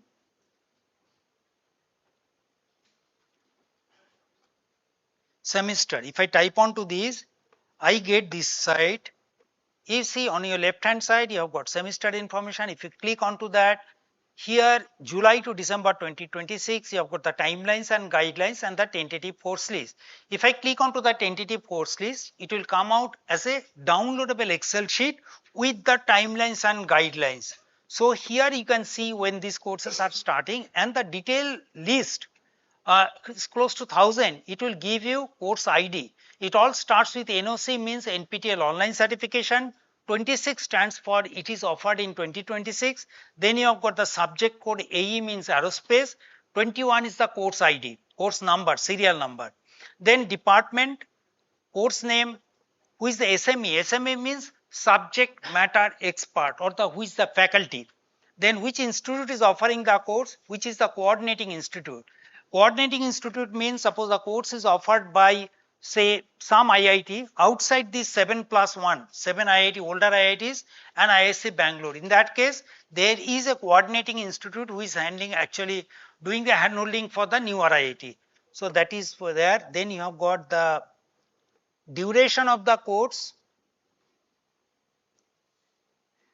What is the type of the course? So the new or rerun, start date, end date, examination date, all important timelines are given. Then you have got whether the course is UG level, PG level, whether the course is elective course or core course, then whether this belongs to the FDP approved course list or not. Then we'll talk about what is NPTEL domain, whether it belongs to that NPTEL domain. And if you want to find out the link through which you can join the course, the link is already provided here, you can just see. If it is a rerun course, you can always go to the rerun course list from here and find out what all contents are there in the rerun course, okay, from the repository. So this list, we request you to download this list and check as per your interest which courses you find it to recommend to your particular group of students, okay. After you have gone through this, then the next step is go to nptel.ac.in/courses. Suppose I type here nptel.ac.in/courses. I come to this particular site where I can see, suppose I am typing cloud computing. This is a popular course. I am giving you an example. So I type cloud computing is from IIT Kharagpur, Somakanti Ghosh. So this is my course page. If I want to take this course, I go to this course page. Then there are a couple of tabs here. I need to be more interested. First of all, while we are buying some product, we just go for the reviews. Okay, how other people have said about that. So if you really want to see the review of that, how popular this course was, how tough it is, just go to the statistics section. In that statistics section, it will give you data like how many times this course was offered, how many people enrolled in the course in a particular semester, out of that how many registered for the examination, what was the pass percentage, what was the maximum score, what is the minimum score. Every data is given here. Okay, so after going through this, you have some idea, okay, whether your student will be able to grasp this particular subject or not. If you want to get the detailed syllabus, you can see the syllabus from here. Then it is time for you to go, even if you want to see who are the toppers in that course, you can just click onto the topper list, and from semester wise, you will get who are the toppers, from which institute they were. Every data is provided here. And this data is also provided to or linked to your college if the student belongs to the NPTEL local chapter. Then the important part is in the download section. Under the download section, what all things you can get? You can get a video download option. So you just go to the video, click onto the video. You can download the individual videos from here. Then after downloading the videos, you might be interested to know, okay, last time if the course was offered, what type of assignment questions are expected in a week? Can I get some idea about that? Just click onto the assignment, and here under this you will be able to see what type of assignment questions are being asked in every week. Then comes your text transcript as a reference material. If I want to download lecture wise text transcript, I can download it from here. Say suppose cloud computing introduction, it has got Bengali, Gujarati, Kannada, Malayalam, Tamil, Telugu, these languages have been created. The ministry has actually asked us to translate it into 11 regional languages. Initially started with 8 languages. Later on Assamese, Odia and Punjabi were added. So many of the courses are now, work is going on in a war footing to increase the more number of text transcription in these particular languages. Earlier it used to be done in a manual mode. So that now process has been now changed. And if you want to download the entire videos into a booklet format, see you can see English. If you want to download the English, just click onto the English, it completely downloads the video. So if your students cannot follow the lectures there, at least they can slowly go through the books. Okay, so these are the advantages you get in a rerun course. Videos you can get beforehand, you can get the text transcript, you can get the assignment, one set of assignment you can get. Okay, only during the runtime you'll be having a privilege of interacting with the faculty, and new set of assignments will be provided. Even if the course is on rerun, every rerun the faculty will create a new set of assignment questions. All right. Then comes, it is time for you to go to the enrollment page. For enrollment, where do I go? Which is the platform through which the courses are offered for certification? SWAYAM. So I go to the swayam.gov.in. Once I go to the swayam.gov.in, I can just see the list. Suppose I have not seen the list from the NPTEL website. So I can still go to the swayam.gov.in, and at the bottom you will find there are some logos. All 10 national coordinators logos are there. If you click on any of the national coordinators logo, it's taking little more time. Right now there is no NPTEL code, so I will not be able to show you that one. But otherwise, if you click onto the NPTEL codes logo, it will take you to the next page where you can see we have got partnered with 26 institutions, how many courses we have offered, what is the enrollment, the data that I have shown you in the previous slide. Now here, January to April 2026 is only shown here, but July to December will be shown maybe once the course enrollment starts. But let me go to the SWAYAM page here. Suppose I go to UGC page. Let me go to UGC page, and or otherwise I go to all courses. So all the courses which are currently available for enrollment, it will be reflected here. The policy of enrollment remains same. How do I do?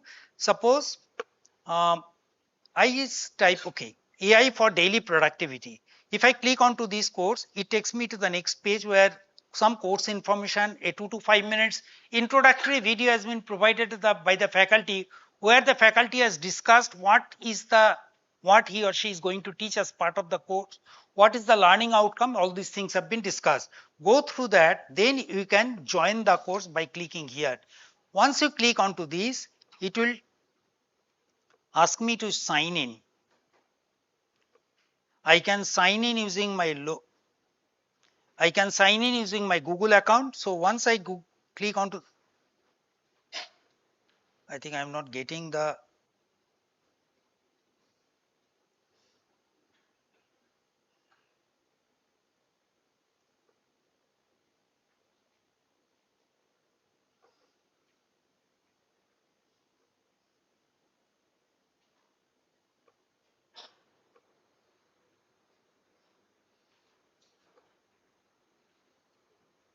see here. Actually, once you click onto the join the course, it will take you to this page where some personal details like your name, email ID, phone number, gender, date of birth, something it will ask you. Some data it will take automatically from your Google account, fill up the details. Then the important part is here. What is your profession? There are 4 options. Okay, 4 options are student, faculty, employed and other. If you are writing that, okay, you are a student or faculty, definitely you are associate with an academic institution. So if you are writing those two, or if you are choosing any of these student or faculty option, it will ask you, are you part of a SWAYAM local chapter? So in case you are a SWAYAM local chapter, then it will ask you, which is this college? You have to give that details about that. So I can select here, suppose I am selecting student, what is my highest qualification? I can write what is the year of graduation. I can select my year of graduation from, say, if I have done the graduation, that I can write. If I am in the first year or 10th or 12th standard and I am likely to graduate within the next 10 years, I can also select it appropriately from the drop down menu. Okay, then comes, do you need APAR or ABC ID?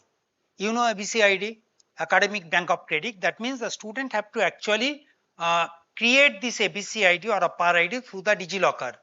Okay, If they have done that, then they can include it. Otherwise, they can just say, I don't need upper or ABC ID, and I just proceed accordingly.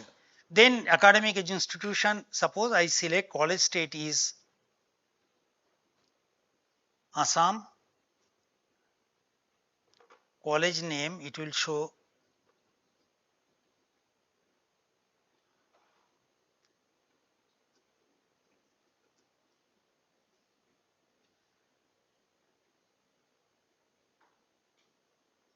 not coming away.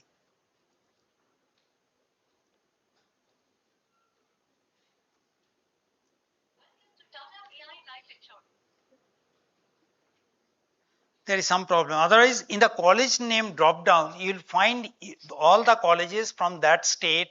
If your college is the local chapter, you will find your college name in the drop down.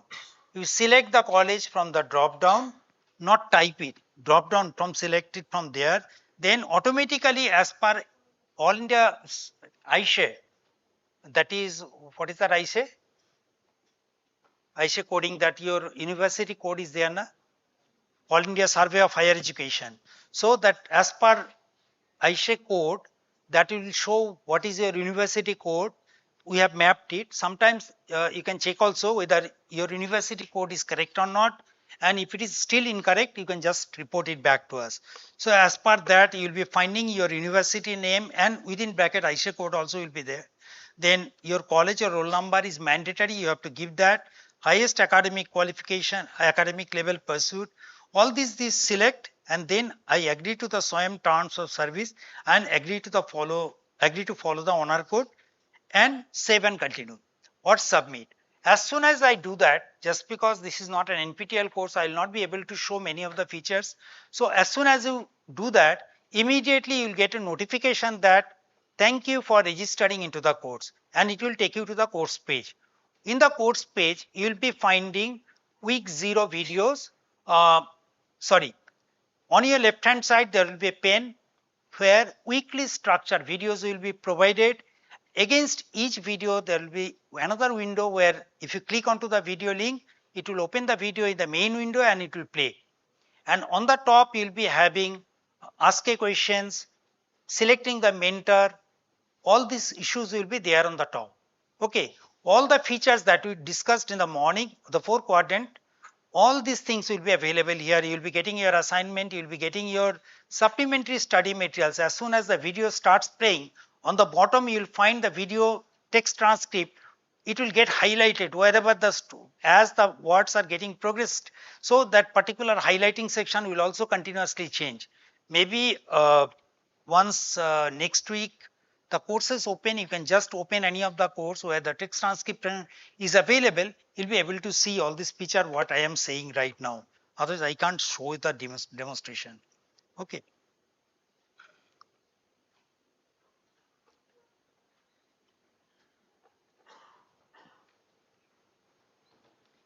Okay.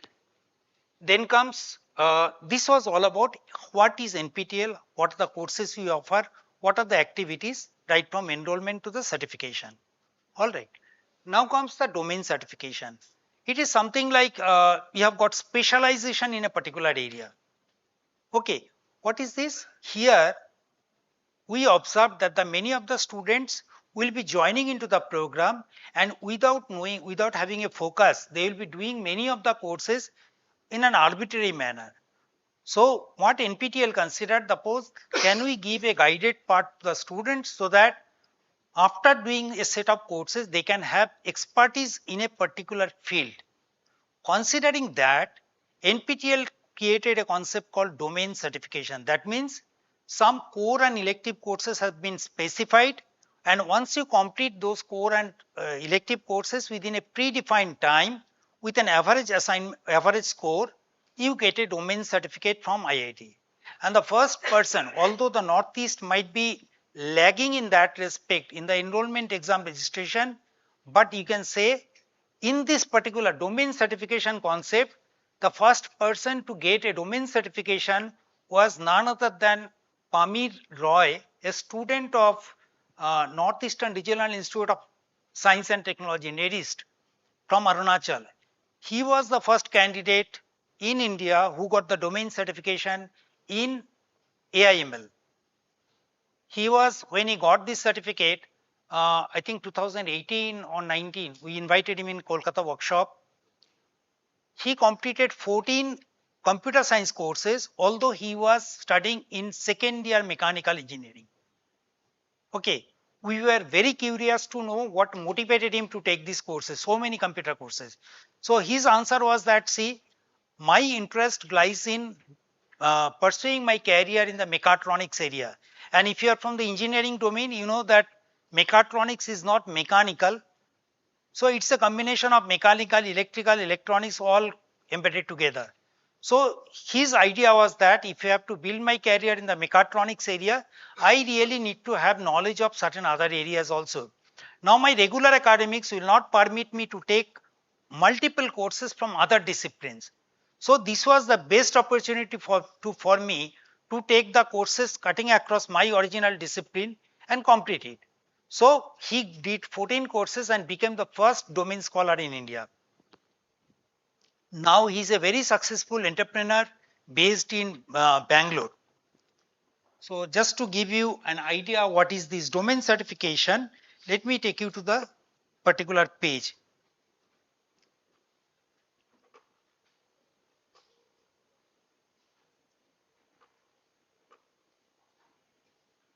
Say NPTEL domain. If you just type it here, go to the NPTEL domain certification, browse our domain and courses. Which domain should I show? Which discipline?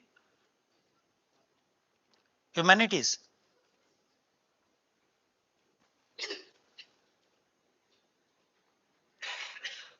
Say humanities, psychology, or let me take economics. Economics. All right. If I want to get a domain certificate from the economics area, what are the things I have to do? I have to complete 60 weeks of learning from this particular listed courses. Out of these, there will be 3 core courses. The core courses are provided here, and you have got 3 elective courses I have to choose from the given list. All right. And if the course is available for offering during the ongoing semester, then this course will be listed here, NOC 26 HS 109. So I can just click onto this course and directly join from here. Okay. So I have to complete the core and elective courses from the given list, completed within a period of 3 years with an average score of 60%, and individual score should not fall below 55. So criteria is that I have to complete 60 weeks of learning, all courses to be completed within 3 years, average score 60, individual score not below 55. If I complete this criteria, I get a domain certification. We have got close to now 70 domains we have created. You can see here aerospace engineering, agriculture engineering, architecture and regional planning, biology, biotechnology, bioengineering, then you have got chemical engineering, civil engineering, computer science, AI, data science, programming, foundation of computing, cyber security, electrical, VLSI design, communication signal processing, control, instrumentation, photonics. This is important and very popular amongst the faculty members is that faculty domain fundamentals and faculty domain advanced. In a school level, the faculties are expected to learn the pedagogy of teaching learning through the B.Ed programs. But for higher educational institution, that part is actually planned to be imparted through this. There are some courses, if you are suppose a new faculty joins, if they want to learn those pedagogical aspects which are similar to what is taught in the B.Ed programs, how to set the question paper, uh, other assessment techniques and all, even if your institution is participating in the NAAC NBA rating and all. So what are the factors that are to be taken into account? So there are many courses, you can just refer to them, and these are the most popular domains amongst the faculty member. Then you have got humanities, social science, management, good number of programs. Mathematics, you have got algebra and foundations of mathematics, mechanical engineering, metallurgical and materials engineering, mining engineering, and sports science. But these disciplines are not fixed, it's growing. More and more disciplines are going to be added in the coming days. So this is all about domain certification.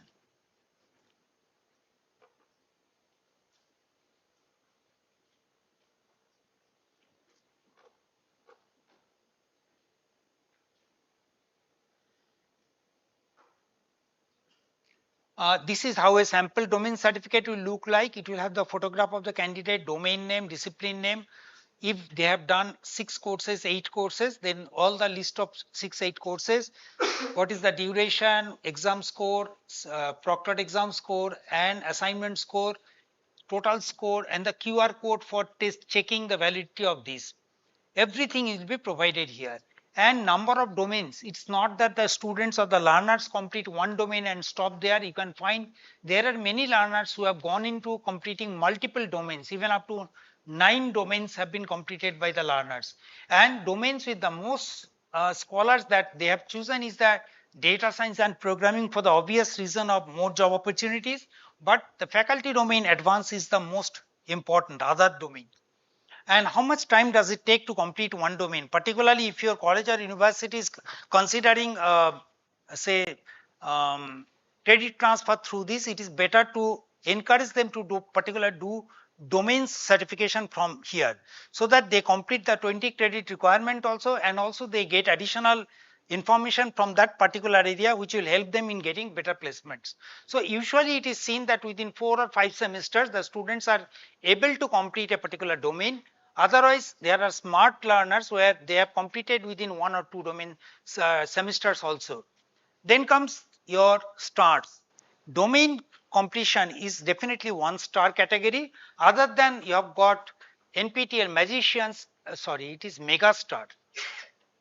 It's a mega star, champion, superstar, evangelist, motivated learner, enthusiast, discipline stars, and believers. Mega stars means at least, oh, this is a newly created one. The magician in the last peak, they decided about that. Sir, you all were a part of this exercise. So these are scored in the top 1% in at least one exam amongst all students who took the course exam. So champions, these are the new categories. Otherwise, earlier it used to be, say, mega star means, okay, you have appeared in 12 exams in a semester and successful in at least 2/3 of the courses. Superstars means appeared in 4, 5, 6, 7 exams in a semester and topper in at least 6 exams. Evangelist, everything has got a, say, you can written here what is the criteria. Discipline star means at least completing, I think, 50 weeks of learning from a particular discipline.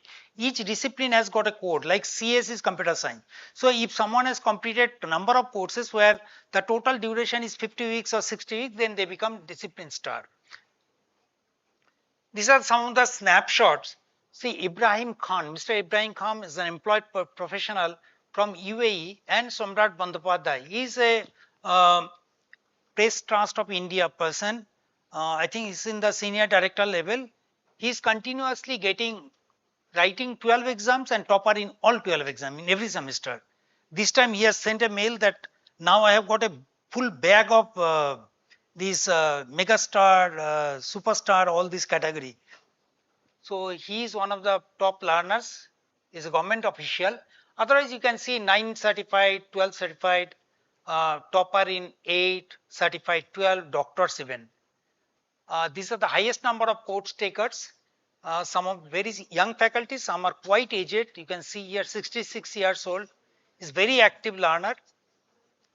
Then other initiatives, I'll quickly say the credit transfer. We said that UGC permitted. What is the percentage of UGC credit transfer policy? How much UGC permit? 40% has been approved to be transferred from SWAYAM. SWAYAM means NPTEL is part of SWAYAM. So all NPTEL courses can be considered as a SWAYAM courses. Okay. Whoever is offering the courses under all 10 national coordinators who offer under SWAYAM umbrella are called SWAYAM courses. So 40% credit can be transferred from here. How do the credit transfer policy works? First of all, the university academic council or board of studies have to take a decision that they want to approve credit transfer through the SWAYAM courses. That is the first step. Then they have to go through the course list and identify the courses which they want to approve for the next semester for a particular group of the learners. Then third, they have to specify what is the credit equivalency for that particular course, because our credits and your credits may not match. So accordingly, they have to specify what is the credit equivalency. Once that is done, then the fourth step is that regulations comes out which is circulated to the faculties, and ultimately it reaches to the students to take the process forward. Our recommendation is that do not implement the credit transfer in the final semester, because in case they fail it, there is no provision of supplementary exam, then their graduation ceremony may get stuck, their placement internship may get stuck. Ideally, it's better to give them the opportunity to join in this program for the second semester, because in the first semester they are coming from the schools. It may take some time for them to settle down in the new environment. Let them settle down. From the next semester, you can give them exposure on some soft skill or communication skill course, so that it's a small course, 4 weeks or maximum 8 weeks. They go through the course, they learn what are the activities to be done. Then from the second semester, you can either give them, say, some courses which are not offered in your institute, or maybe some specialized courses you can encourage them. Okay. AICTE also initially from 2016, AICTE and UGC said that you can take 20% credit, but later on in 2021, UGC approved it that okay, you can take 40%. Then later on in 2023, AICTE also by its regulation, I have actually cropped the image, the top part I have removed from here.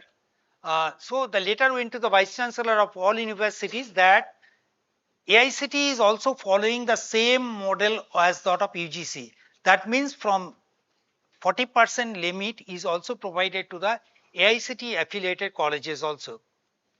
And also AICTE, if you just see the model curriculum, it says that on completion of 150 to 160 credit, a student earns a BTech degree or BE degree. But if they can complete 18 to 20 extra additional 20 credits through MOOCs also, then also they can earn a BTech honors program or an additional minor degree. That means I am doing my major in mechanical engineering, but I can get a minor degree in computer science by doing 20 additional credit courses from my MOOCs also. Now 30-hour courses, what used to be the NPTEL credit equivalency in the last semester? Your local chapter people. 30-hour course, 3 credit. But in the last PIC meeting, NPTEL PIC meeting, it was debated and said that aligning with the other coordinators credit equivalency, NPTEL courses of 30 hours will have 4 credits, 20-hour courses will be equivalent to 3 credit, and 10-hour courses equivalent to 2 credit. Earlier it used to be 1, 2, 3. But the option was given to the BOS or the academic council that they can appropriately upscale it as per their choice. Okay. But now NPTEL himself has taken that from Jan 2026 semester, this will be the credit equivalency. Then comes post-baccalaureate fellowship, pre-doctoral fellowship. How many of you know about it? Good, 1%. Pre-doctoral fellowship is an important initiative. Suppose any of your student has completed undergraduate program or postgraduate program and they want to pursue their future career in research. In that case, and if they are NPTEL star, we have shown multiple star category. If they are one of the NPTEL star and have completed undergraduate or postgraduate degrees, then they can apply for this pre-doctoral fellowship.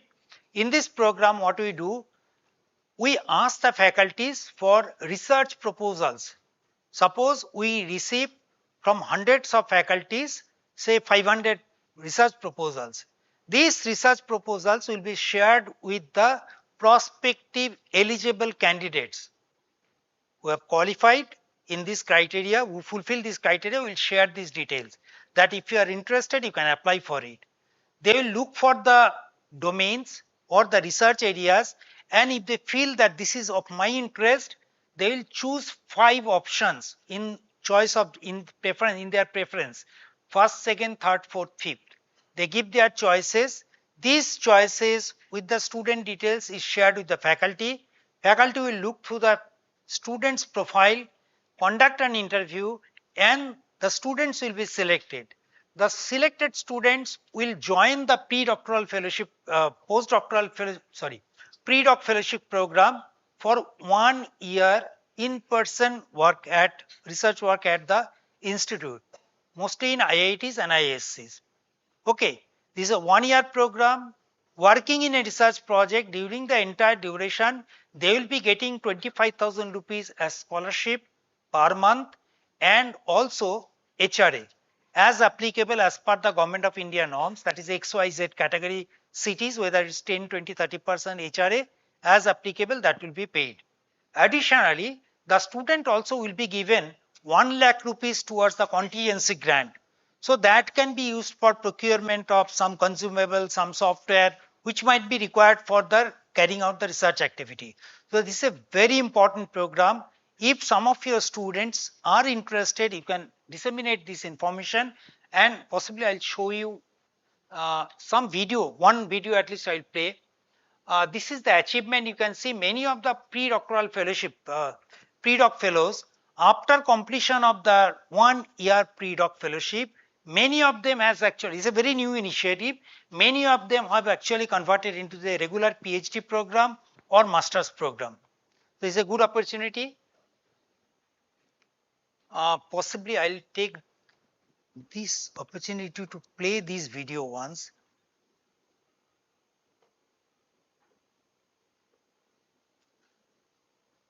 Hello, my name is Aditya. I hail from historic city of Chitrakoot, which is in UP.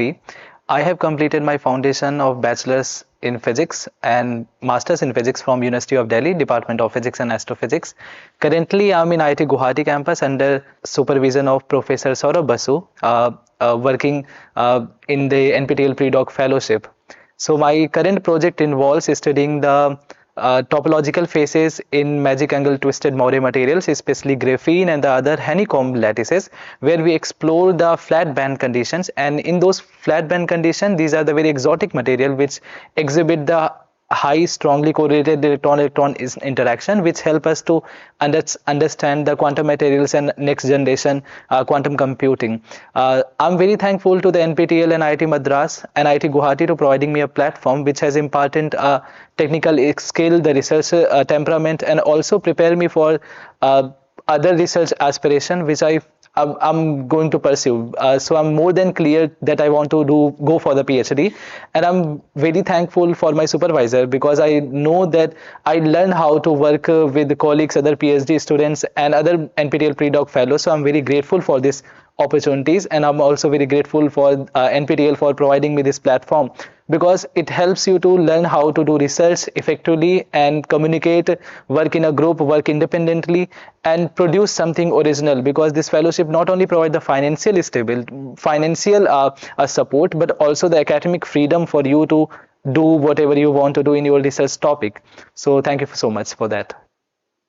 That was one of the student who is pursuing pre-doctoral fellowship at IIT Guwahati. I just shown you. Let me go back. There are a couple of other things, but I am not going to show you all those details. Then comes internship. Primarily, I handle the internship. This is a short-term program. Pre-doctoral fellowship was 1 year program. This is primarily for 3 months, but we are also giving an extension up to 6 months, subject to the approval of the faculty, performance of the student, and availability of the student, or the student getting permission from the college to be absent for 6 months for doing the internship. Okay, who are the eligible candidates? If you are taking a course in NPTEL and if you are a topper, that means 1%, 2%, 5%, you have a topper seal in your certificate, or you have got NPTEL 90 plus. That means 90 plus means elite gold. So if your certificate has got elite gold, 90 plus, or a topper seal, or If you are a domain scholar, that part is not mentioned, but it was approved in the last meeting. If you are a domain scholar, discipline star, mega star, superstar, in that case, you also will be considered for the short term duration internship under the course instructor or any other faculty who might be interested in taking that particular student. So what we do, say this semester, the summer internship process is on. So around say by beginning of April or maybe end of March, we start approaching the faculty of all the courses that we are going to launch the summer internship program. Kindly provide your consent. We collect the consent, which are the courses they are interested to consider. We collect the details and share all these details. What is the tentative timeline when they want to offer the internship, and share these details with the all candidates who fall into all these categories. We send mails to thousands of students. So once the mail goes, we ask them that, okay, if you are interested, submit your details. 4 documents they have to submit. First of all, they have to submit their resume, their last 2 semester grade cards, NPTEL course certificate, and SOP, statement of purpose. All these 4 documents they have to upload through a Google form. These documents, based on the faculty, they are segregated, shared with the faculty for selection. Once the selection is completed, the faculty writes back to us that these are the students who are recommended for the summer internship. We write to the students that this is the schedule the faculty has approved. Now, if you are willing to join, fill up the registration form. That, okay, faculty sometimes say that, okay, I am flexible with the start timeline based on the availability. So we tell them that, okay, you give us your schedule so that the offer letter can be generated accordingly. So once they complete the registration, we issue the offer letters to the candidates. The student joins the internship. The internship, we primarily expect that the student should come for in-person internship, and faculty members who are eligible. Actually, students or faculties are only considered. This criteria is only considered what you have filled up during the say course enrollment. That data is with us. So based on that, we'll select, okay, faculties can also be considered for the virtual mode, because many of the time they will not be able to undergo say 12 weeks of in-person internship at some other institution. So for them, sometimes the faculty will be considering virtual internship. Otherwise, for the students, preferred mode is in person. If they are going for the in-person internship, the duration could be 4 weeks, 6 weeks, 8 weeks, 10 weeks, or 12 weeks. This is decided by the faculty, and the duration, based on the duration, the student gets an stipend of rupees 15,000 rupees per 4 weeks of in-person internship. And if it is a virtual mode, we pay them 5,000 rupees per 4 weeks, because just to take care of your logistics, travel and all. Okay. So I said about everything. Let me go back to the next stage. This is how the things are progressing. In the last semester, the winter internship, we offered about 1600, 1700, close to 1700 offers were made. Out of that, so far 719 people have submitted their reports. We have issued them certificates and final say stipends process. Other people are also coming up. And so far we have about released around 250 offers for the summer internship, which are currently undergoing. This is the data over the past couple of semesters, how these numbers are changing. Even after the internship, many of the students are converting into the MS and PhD programs. And the data, who is from your college is actually part of this internship program. This data is available within your SPOC login also. So you can see who from your institution has got the internship, whether they have completed the internship or not. Texas Instruments. How many of you know about Texas Instruments? It is a chip manufacturer. Okay. So we have got a tie-up, just like NPTEL has got tied up with academic institution, and we call them local chapters. Similarly, we have tied up with 104 industries. We call them NPTEL Industry Associates. Okay. Now Texas Instrument is one such associate who said that if the students of NPTEL, so colleges can complete certain courses within their 4th and 6th semesters in top ranking students can be considered for the internship or full-time position with Texas Instruments. Which are the courses? They have to complete the basic electrical circuit and analog electronic circuit or analog IC design. Additionally, they can take few other courses, the list is provided. So if they can complete these courses, they can write to us, they are interested for the TI internship. Our team will first train them on how to face the interview. Then they will be connected with the Texas Instruments for the interview. Okay. CSR. What is the fee for regular students in NPTEL? 1,000 rupees per course irrespective of duration. But there could be many students, particularly from this part, who are really financially weak. They cannot afford to pay 1,000 rupees per course every time. So considering that, we have tied up with many CSR partners, industry bodies, who are supporting with their generous CSR support, and the fund that we raise from there, we expended this amount towards subsidizing the fee structure of needy students. How these needy students are selected? We give a time slot. The local chapter colleges, they select which are the students from their college who really need this financial support. So within a time slot, the faculty members or the single point of contact through their login, they will fill up who are the students who need this support. They'll fill up that, get it typed, signed it by the head of the institution, submit it through the SPSC login. Once they submit it, based on the financial fund availability, we'll approve that one and we'll give a concurrence that these students will get CSR fund of 50% fee waiver.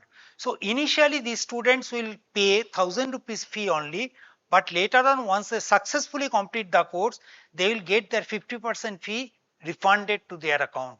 Okay. This is the fee waiver, and next part is very new initiative. I do not know how many of you are aware of it. If the girl students from tier 3 cities, there are many tier 3 cities here. If the girl students from the tier 3 cities are doing STEM courses, science, technology, engineering, mathematics courses, and if they get 75% or higher score, in that case, we are also providing the fee waiver to the students. It is not that the students have to apply, we will take care of that. Okay, this is a very new initiative from the last year it was started. GATE syllabus. For any examination, say national level examination, what are the steps you expect? First, we find the syllabus, we find out the resources, we go through the books, as director says, sir was mentioning, we go through the books, we attend to the coaching classes, get into the deeper understanding of the core subjects. Then second is that we try to solve previous year question paper. If you have got doubt, ask doubts to someone or get our doubts clarified through some sources. And last is writing the mock test. All these 4 steps have been taken care of in the GATE portal. If you just see the GATE portal,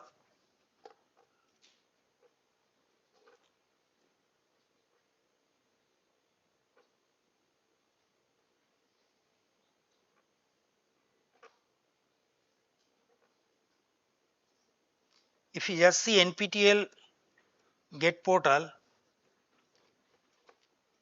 gate.nptel.ac.in, here you just select. See, on your top, you have got 3 dots. Just click here, you will find GATE syllabus mapping. NPTEL has got 3,200 courses. Suppose you want to write the GATE examination for say mathematics. First of all, you need to know which are the video lectures from NPTEL you have to refer for preparation of a particular topic. Just click onto the mathematics, select the topic, say I am talking about complex analysis. It will give me, ask me which is the subtopic I am talking about. Say I am talking about analytical function. It will give me a particular NPTEL video that particularly talks about this topic. So I don't have to search the topics, already a mapping has been done.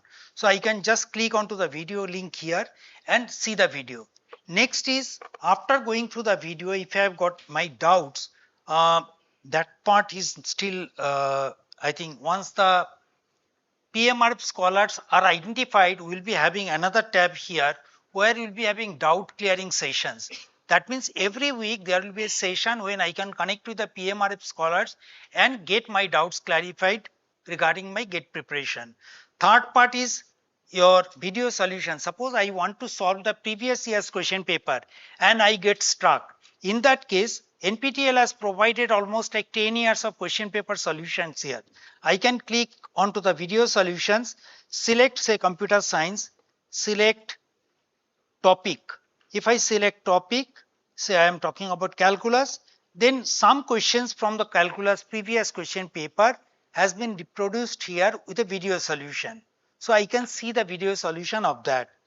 Next comes my mock test. If I want to do the mock test, I can go to the practice test, go to the mock test, register. I don't have to pay anything here.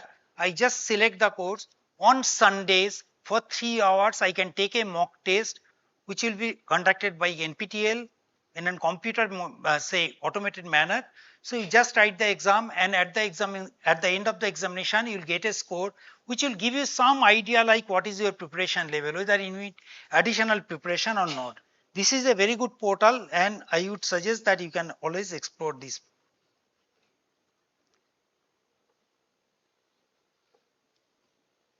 I'll quickly proceed.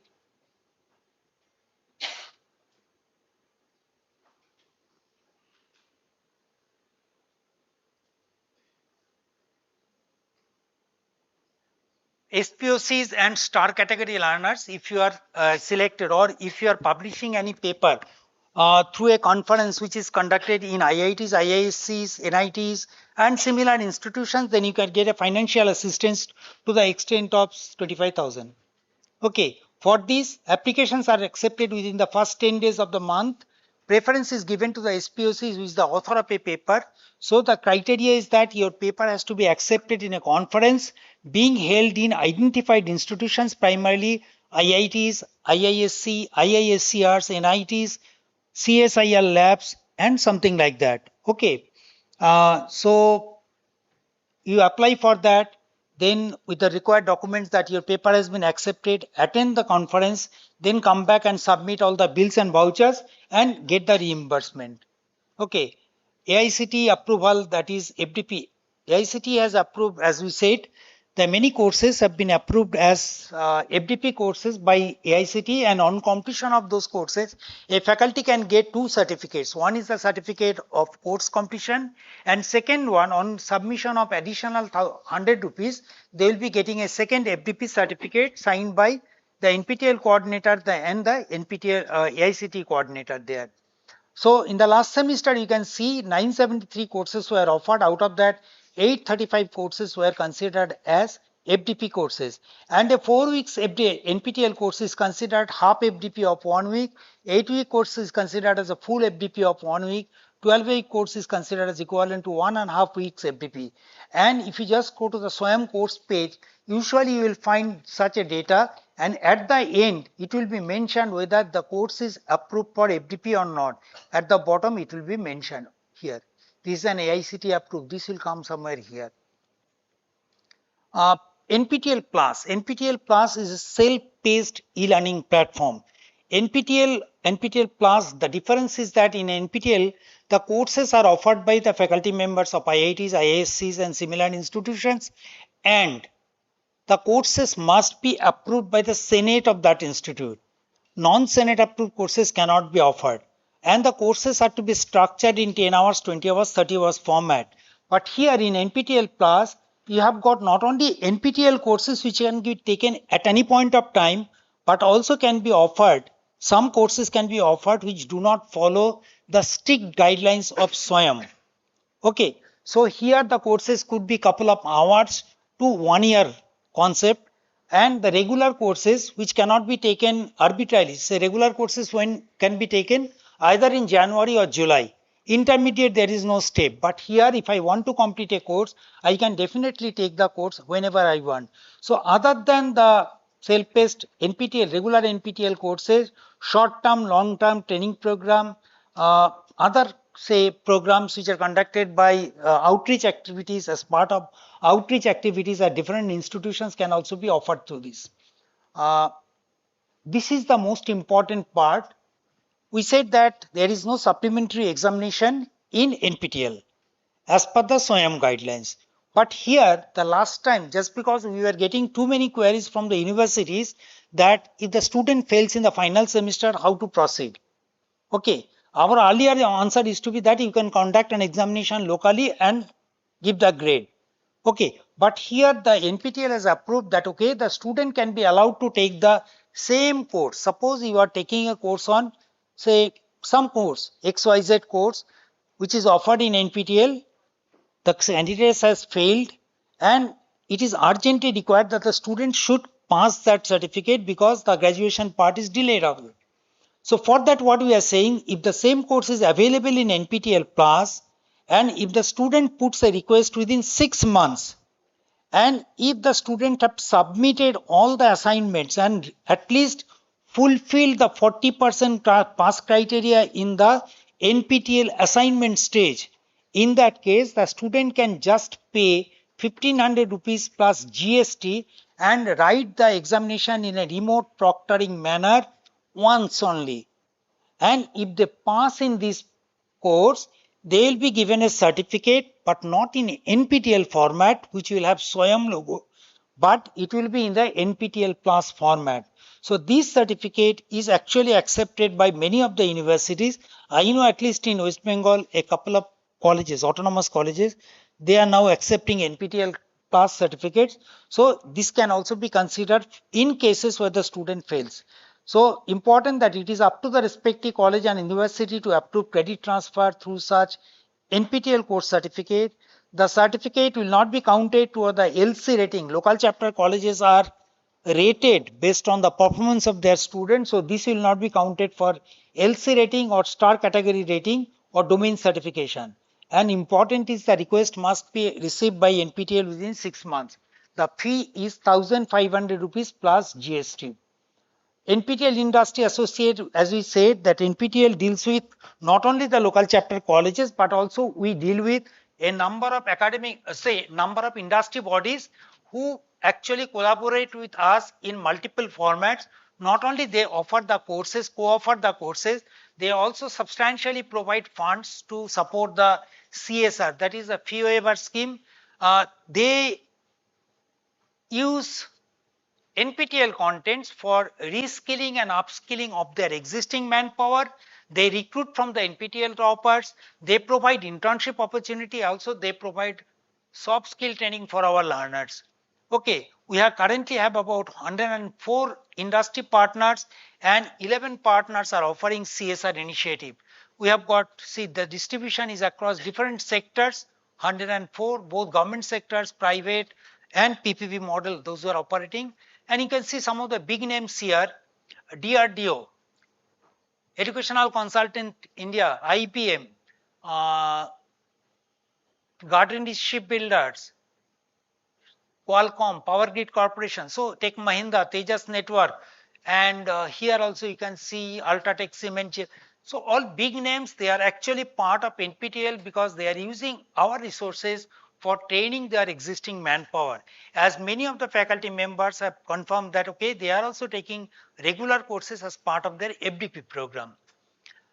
Soft skill training is an important part because 50% weightage in cracking the interview lies in how the student actually communicates with the interviewer. He or she may know many things, but if they are not in a position to explain the things properly to the interviewer, they may not get the job. So that is very important, and usually the soft skills are not part of our regular curriculum. So NPTEL provides not only a large number of courses on that aspect, but we also provide free soft skill training for our local chapter students. So these trainings are usually for either 1 week or 2 weeks duration. The colleges can write to us saying that we are interested to take benefit of that. You give us a letter to our local chapter email ID. NPTEL will give you the available slots. These slots can be in the morning as well as in the afternoon. You select the appropriate slot. Usually 50 students can be taken per slot. And once you select that, then on each day there will be live session interactive session in a group one-to-one, and at the end they will be getting a certificate.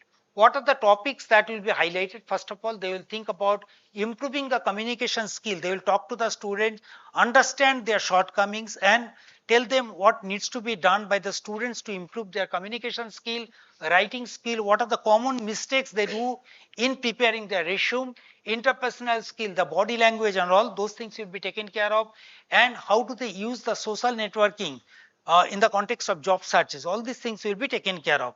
Now, I will see. I don't know whether the Assamese is correctly written here or not, because this is correct. Because this was the version I received. Then many of the people said this is incorrect. So yesterday I took the help of AI, and it suggested this is the correct word. So I corrected it. Okay, so these are the 11 languages the ministry has approved. All the courses are supposed to be converted into these many languages.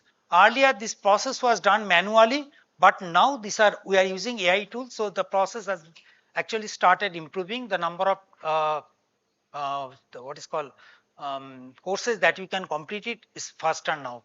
Now the translation can be accessed on SWAYAM, NPTEL website, YouTube. The contents, the PDF version also is available in different formats. These are available in different languages. Just to give you an example, what we actually do here. Suppose I click here, it opens the video in a window. Has anyone tried how to check that one?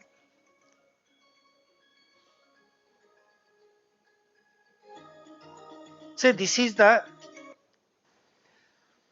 when we are knowledgeable about these things, when we faculty have speaking strong English, psychomotor, we have got the interception and translation. embodied knowing, we can make our life more happy. The second level in the Tattva Bodh is vital, So here, which is comparable to Pranamaya Kosh, which is about the energy body. See here the faculty is speaking in English, we are getting the text, also subtitles in English. Meaning, okay, even now if I want language, to change the subtitles, what I do here, even before word, I click here, I can change the subtitle from English to say, maybe I think nearest is Bengali, so let me just play that one.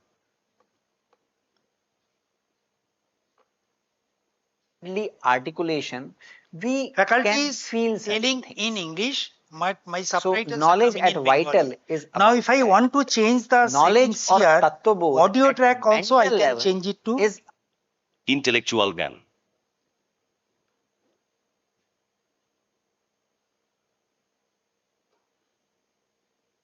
তত্ত্ব বোধব শেষে জ্ঞানের জন্ম দেয় এবং জ্ঞান হলো সব স্তরে জ্ঞান অর্জন।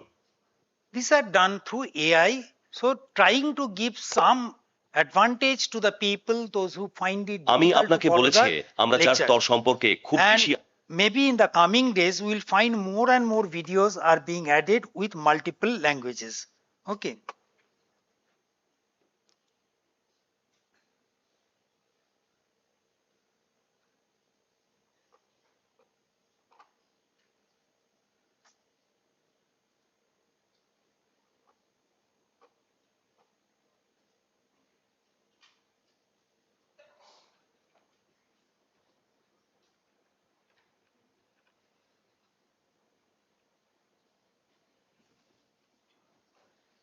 Sorry, sir, I encroached on it.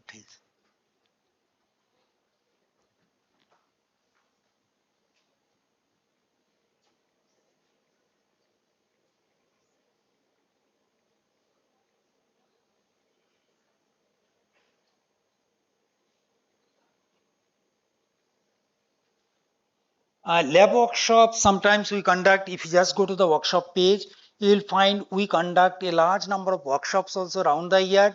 These are 1 week duration usually, but these are not free.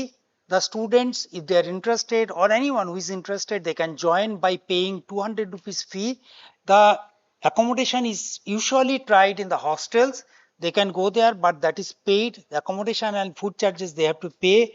It is a 6 days program. First 5 days they will be going through say two experiments, one experiment in the morning, another in the afternoon, along with the theoretical aspect they will study. Then on the sixth day, on Saturday, they will be writing an examination. If they complete the examination, they get a certificate from NPTEL, which is considered as equivalent to 1 credit. Okay, there are many workshops which are conducted usually between Monday to Friday, but this is not free. The t-shirts, hoodies and other mementos are actually sent to the students or learners, anyone, irrespective of student, faculty, employed, anyone, they are given t-shirts, hoodies with different logos, which they can actually wear it and proudly show to the outside world about their achievements. We are available in social media and say NPTEL SPOCs, they get the regular updates about what is happening in NPTEL through WhatsApp group, through mail chains and all. But if you are not an NPTEL SPOC, you will not have access to the information. So you can just follow any of the social media handles just to get an update what is going on, what are the new things that we are doing. All right. Then quickly another 2-3 slides, I'll complete it. If you are not a local chapter, is there anyone who is not from a local chapter? Okay. What is local chapter? Local chapter means a college is actually engaging with NPTEL and acting as a platform where they can actually pass this availability of resources to their students or faculty members. Okay. So what you do, you become a brand ambassador of NPTEL in your institution to take the message of NPTEL activities to your college. All right. For this, you don't need any separate infrastructure or fee to be paid. What you need is a simple letter from the head of the institution identifying a faculty who will be acting as a single point of contact. That is the main interface between the college and the NPTEL. So NPTEL will definitely pass all the information only to the single point of contact, and he or she in turn will bring it to the notice of all concerned. The benefits of the local chapter, first of all, as soon as you become a local chapter, you get a dedicated web page of the college in NPTEL or SWAYAM, and your college is listed under the SWAYAM local chapter page. So although the college is approved by the local chapter is approved by NPTEL, but the local chapter is of SWAYAM. No other platform will create the SWAYAM local chapter. Then the institute can get the entire NPTEL repository copied in the hard disk free of cost. We have got 3,200 courses. That amount will be about, I think, 18 to 20 terabyte of data. So as a college, suppose you have a library, you buy the books frequently. Suppose your college is interested to keep these NPTEL videos in your repository as a digital resource and allow your students to access these contents locally. It is as good as 3,200 books available free of cost. So you can send the hard disk to any of the IITs. They will copy the contents free of cost. You can collect it from the NPTEL, put it in your repository and let the students use it. Okay, this is absolutely free of cost. You can ask for the enrollment exam registration, or you have got access to the enrollment exam registration data through a SPSC dashboard. We'll show you there are two dashboards which are given to you as a local chapter. First of all, you will be getting one dashboard in SWAYAM. What are the information you get SWAYAM dashboard? It is enrollment related data, enrollment, assignment information and mentor support.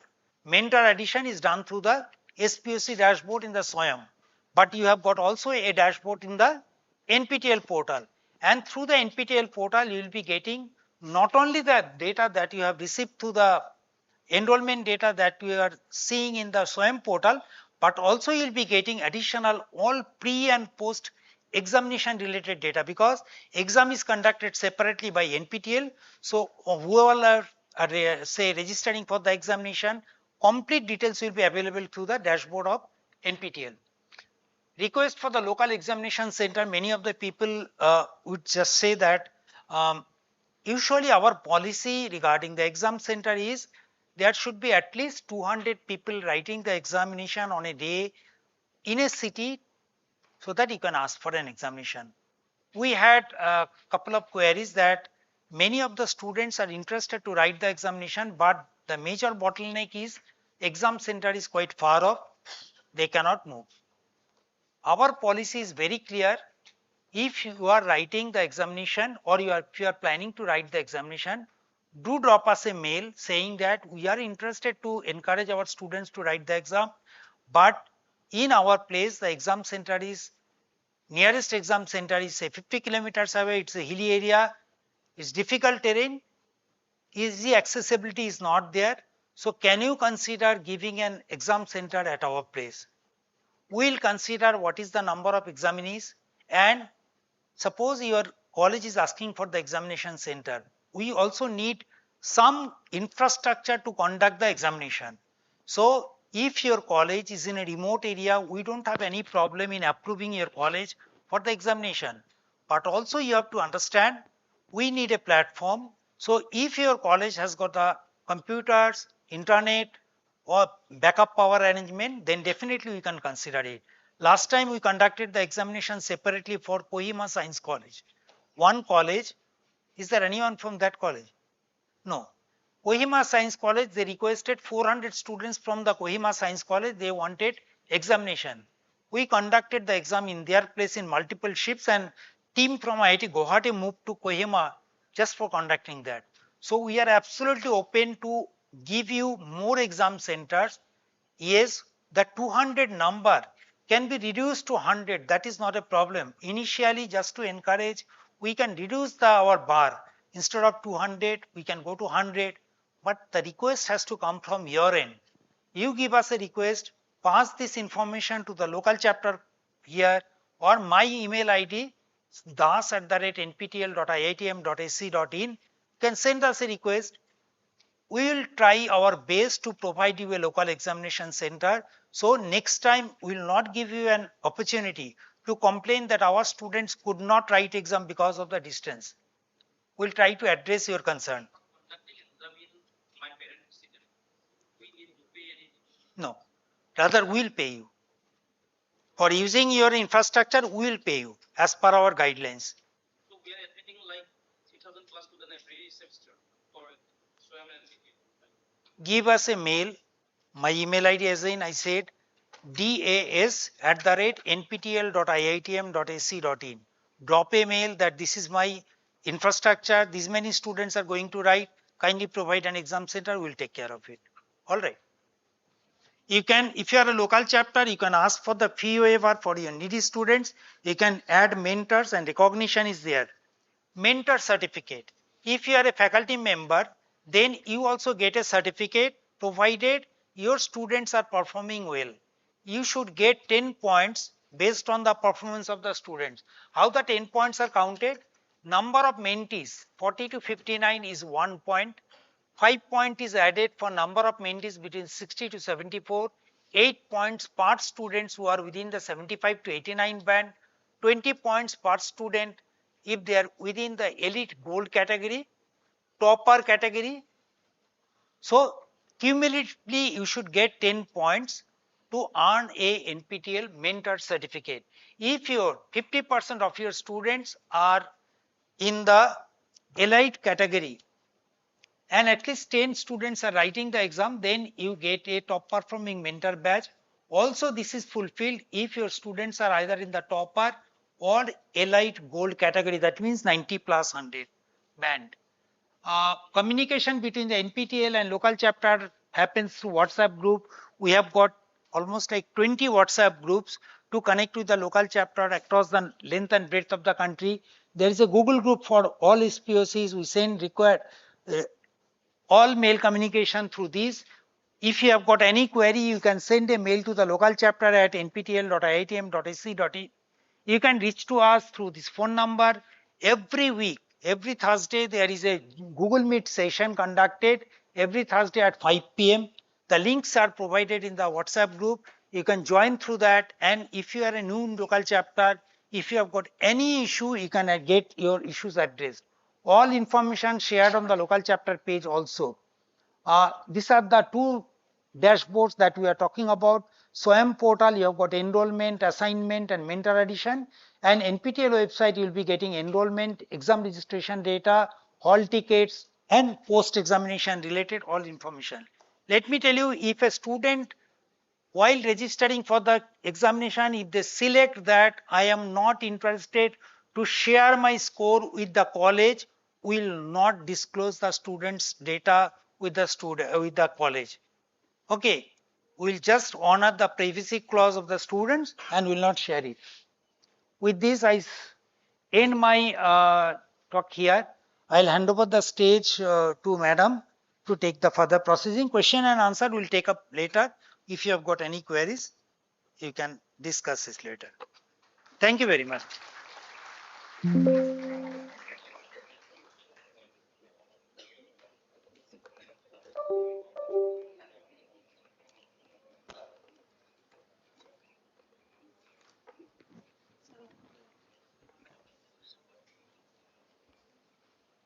Thank you, sir, for your No, insightful and sir. informative presentation. Just go inside, sir.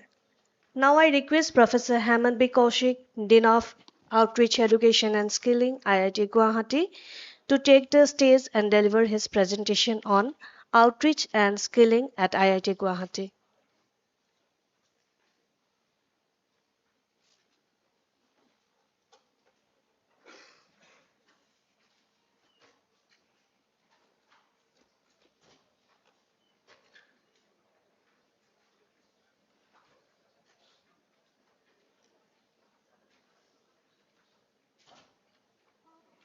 Yeah.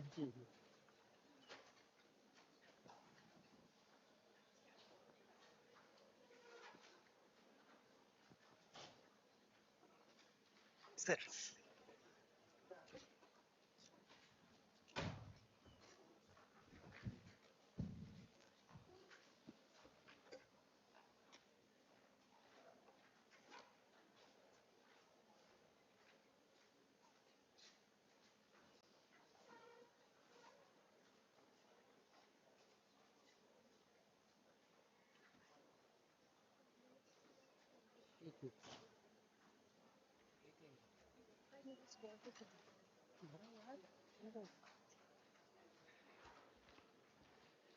Good afternoon.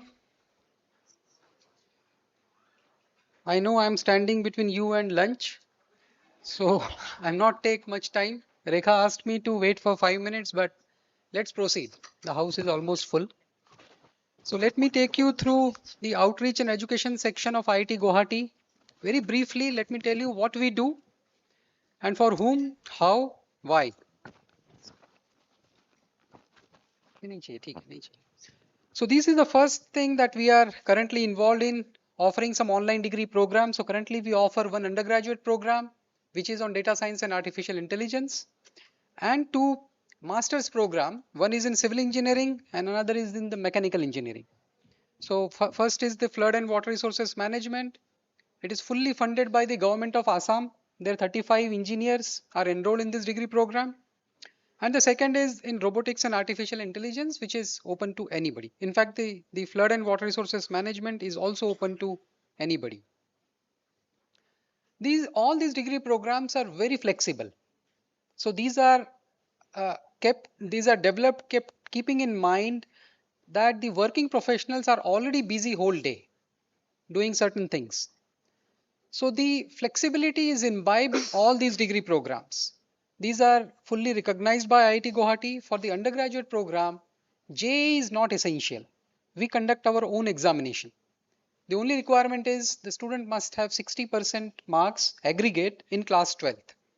It's a 4-year degree, so meaning it is exactly same as what we offer in the on-campus program. 299 credits, and we have recorded videos where students can view these videos anytime. So there is no class timetable because we expect working professional to register. We expect the students who are doing some other degrees at some other places in some other institutes to do this degree also. So there is no class timetable. We release 1.5 hours of video every week. And then based on that, we conduct a live session, the doubt clearing session at the end of the week.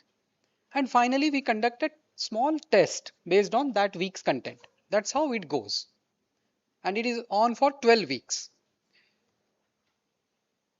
So there are some other ways through which students can get admission. So those students who have cleared JEE such that they are eligible to take JEE advanced. So they are in top 2.5 lakh rank category wise. So we give them direct admission. There is no test involved. But those who couldn't score this much, we take a test in the online mode. Then there are multiple exit options. So let's say after first year completion, if the students wish to leave the degree, they can leave by taking an advanced certificate in DS and AI. Similarly, after second year, they can leave by getting a diploma. After third year, a normal BSc degree. And then they can complete the degree in 4 years minimum by taking BSc honors degree. And once the students leave, they can rejoin the degree. Let's say after 1 year, they feel free. They have more time to do the coursework. So they can rejoin. So it's a trimester system. 3 terms per year. So starting from September, then from January, and then from May. The reason we converted the semester pattern into a trimester pattern is very simple, that in each trimester, the students are required to do less number of courses than they would be doing in a semester based pattern. So it will be easier for the working professionals and those students who are doing a parallel degree to complete the degree. This is the curriculum. So you can see we start with very basic courses like in English, data analysis, statistics, and C programming. The second trimester has linear algebra and so on and so forth. Very basic courses on Java, on Python. Now, if you look at the first year, these are the courses which every student in every discipline of engineering would like to do to improve their skills in AI, to improve their skills in programming, statistics, and all that. So what we are observing that many IIT students who are not in data science or computer science, they have also enrolled in this degree for the first year. And they leave after the first year because they pay small amount of money to complete the first year and they get into teaching and learning from the IIT professors. So they learn Python from IIT professors, they learn Java, they learn all these programming skills. And that's it, because they are already in IIT doing some other, let's say, civil engineering or chemical engineering. But otherwise, they would spend lakhs of rupees in learning these things on some other platform. So this gives them another opportunity to learn these simple but essential things from IIT. And you have then the second year, the third year, and the final year where we have the projects, the elective courses, the internships, and interesting courses from the industries also. Then there are lot of electives, large pool of electives that we offer to these students, starting from business applications to system electives to applied theory. A lot of courses are there. This I have already told that we release 1.5 hours of recorded videos every week, and based on that we conduct 1.5 hours of live session every week. So there is a timetable for the live session, but there is no timetable for the classes. And then there will be assessments at the end of the week. This is how the enrollment is increasing from 2023 when we started it and 2025 last year admission. So you can see steady increase of 25% every year. Now this because we do not admit everyone. There is a screening process. So for example, the 1416 admissions last year, the total number of applications were about 7,000. So from there, after screening, after the test, we selected 1416. And then we have certain partnerships with HCL. So they send their engineers who enroll in this degree program. Then these are the numbers from JEE categories, JEE rank holders. So you can see about 15% of our students, 20% of our students are coming from JEE background directly. We have students from 70 countries in this program. Then we have, range of people. Even there are people who are more than 60 years. And there are students who are about 18 to 19 years old. There are some doctors who are enrolled in this degree program, some lawyers. Of course, there are engineers, some commerce background people. And of course, all over from India. Then we have a career and alumni cell who looks after their internships, their placements. And of course, they become our alumni once they complete the program. All that with a nominal fee of 3.789 lakh. This is the complete fee for the 4 years. And they need not pay at a time. They pay trimester wise. So if I register for 2 courses, I pay only for 2 courses. Right? So on and so forth. So this is the fee that we charge for the whole 4 years. Moving on to the MTech program. So this is one unique program which is not there anywhere in the country on flood and water resources management. So it's a 2-year program. Again, we give the same degree as our on-campus degree students. It's an MTech. It's also we are now offering this program in a trimester basis, right? 3 terms per year, and we just launched it last year. So we have 35 students currently. All of them except for one are from Assam government. There are some basic eligibility like BTech or 4-year undergraduation in civil agriculture and so on and so forth. So 60% and all that. So you can see initially we offered it in a semester basis, but you can see here there are a large number of courses that students have to do per semester. So then we reduced it to a trimester where students can do only 3 courses per trimester. And like any MTech program, we have the capstone projects, we have the electives and all that. Here also we have some exit routes. So after doing certain courses, students can exit with the PG certificate. Then students can also exit with PG diploma, MSc engineering, and if they complete everything, they leave with full MTech degree and with alumni privileges. The course curriculum I have already shown. It's done in the same manner. So 1.5 hours of videos and 1.5 hours of doubt clearing sessions. Here the fees is, total fees is 8 lakh rupee because it's a specialized course, and this 8 lakhs is for the 2 years. Most of this is funded currently by the Assam government to their candidates, but those who are not from the Assam government, they get the bank loans to cover these fees. Then the second MTech degree we are offering is in robotics and AI. So we have exactly same program in the on-campus mode also. And it is a very popular program, high demand program. People with a very high gate score, they join that program. So therefore we are offering it here because on campus we can only offer it to 20 students. Here we can offer it to unlimited students. So we are then from this year we are offering it in a very similar manner. So in a trimester pattern you can see how we have reduced the number of courses. So that reduces the load on the students, on the working professionals. And there's similar kind of assessment, similar kind of capstone projects like we discussed. We don't need gate score for these MTech degrees, but we have our own examination based on which we select the students. Again, it's a flexi exit system, so you can exit after doing certain courses with the PG certificate, PG diploma, MSc engineering, and finally the MTech after completing all the courses and all the capstone projects. Fees is again 8 lakh here because it's a specialized program for working professionals, but there are some fresh students as well who have just completed their BTech degrees. Now, in addition to offering these online degree programs, we offer many other programs through CET, through E&ICT Academy, and then independently the workshops and training programs. So Center for Educational Technology, now you know how vibrant it is. We offer large number of programs that are sponsored by many organizations and the institutes. So some photographs are shown here. We offered some program for the Army, for the Navy and Air Force. We keep on offering that. You can look at the programs that CET offers. Huge number. And every week, every 2 weeks, we have this program or the other under the CET banner. NPTEL, of course, comes under CET, QIP, and all the AICT programs, all that comes under CET.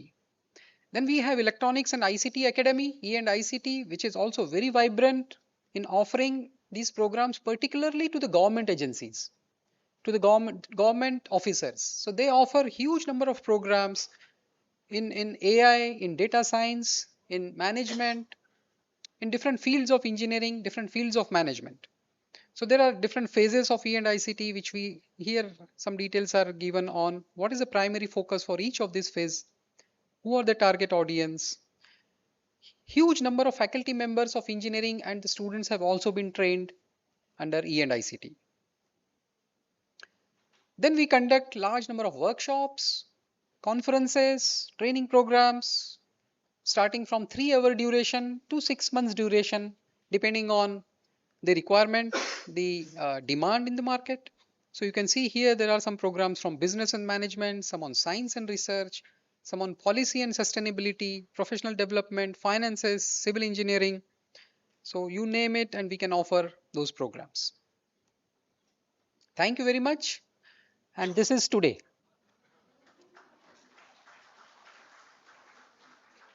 Thank you, Dibya and Uddhav, for sharing this photograph. Thank you, everyone.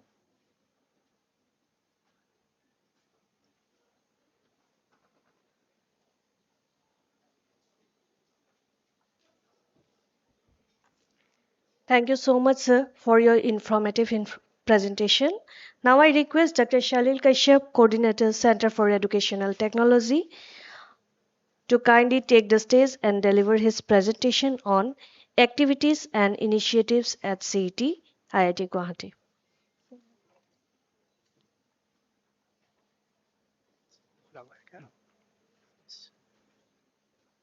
This one, sir.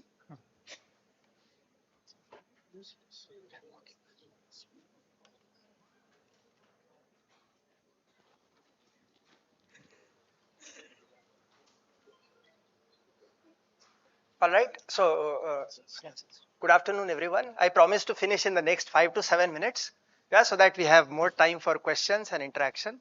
I'll quickly highlight what we do at CET. There's a center that was established way back in 2002. It is an interdisciplinary center, and now it works along with the Outreach, Education and Skilling Office at IIT Guwahati. It is more or less a part of OES. We currently coordinate several mission projects of national importance. NPTEL, GYAN, QIP, these are few of those projects. We also regularly keep conducting training programs for JCOs and ORs of the Indian Defense Forces, Army, Navy, Air Force. Yeah, our faculty members conduct training programs for executives of Bharat Electronics Limited, which is a leading defense company under the Ministry of Defense. Of late, we have also started conducting mentorship programs for engineering faculty jointly with Indian National Academy of Engineering and AICT. Yeah, we have conducted several teachers training programs in the past as well. Yeah, this is one new initiative that we have taken over. Yeah, so just a quick highlight. So this is GYAN, Global Initiative of Academic Networks. Now, there's a unique program where a faculty from abroad co-teaches a research-based course, along with an Indian faculty. All right, and topics range from science, technology, engineering, mathematics to HSS management. All right, and this is one place where both faculty and students can possibly enroll and gain benefits out of the course. Then we regularly keep conducting training programs for the junior commissioned officers or other ranks who are about to retire. Yeah, this is jointly with Directorate General of Resettlement. Yeah, these courses are offered to officers who are about to retire, and so as to augment them with skills that they may require for a second career post-retirement. Yeah, so faculty members from different disciplines at IIT Guwahati, ME, EEE, CSE, Civil, they sort of collaborate to offer courses on drone technology, electric vehicles, solar power, 3D printing. Looking at the topics, you understand these are topics that have a lot of requirement in terms of manpower, and this is where they are trained so that they find a suitable career post-retirement. QIP, this has been a very long-running program of the Ministry of Education, Government of India, AICTE. This is to improve the quality of technical education in the country. within this QIP umbrella, MTech and PhD programs are offered, and many faculty members benefit out of this. Yeah, so our faculty members regularly visit the Bharat Electronics Academy of Excellence to conduct training programs on a variety of topics ranging from cybersecurity, data privacy, radar system design, fundamentals of lasers, introduction to multi-copter design, be it drones, process optimization, emerging wireless communication technologies, just to name a few. All right. Now, this is one thing that we would motivate you to participate. Yeah, so this is a recently launched mentorship program for engineering faculty. Yeah, this is a flagship initiative of the Indian National Academy of Engineering and jointly conducted with the AICT and 8 other IITs across the country. Yeah, we are also one of the nodal centers. And this is essentially to enhance the pedagogical competencies of engineering faculty in AICT approved colleges. What is the way this is designed is this will have like 2 weeks of offline mentorship session in the campus, followed by 2 weeks of online sessions. And currently these are being offered to faculty members of CSE, EEE, AIML, mechanical, civil, and chemical. This is also regarded equivalent to a 2-week Atal FDP program. Yeah. This is expected to run every year. This time, more or less, the call is closed. Yeah, but then this is expected to run every year, but in the window May to July, and interested faculty members are encouraged to participate.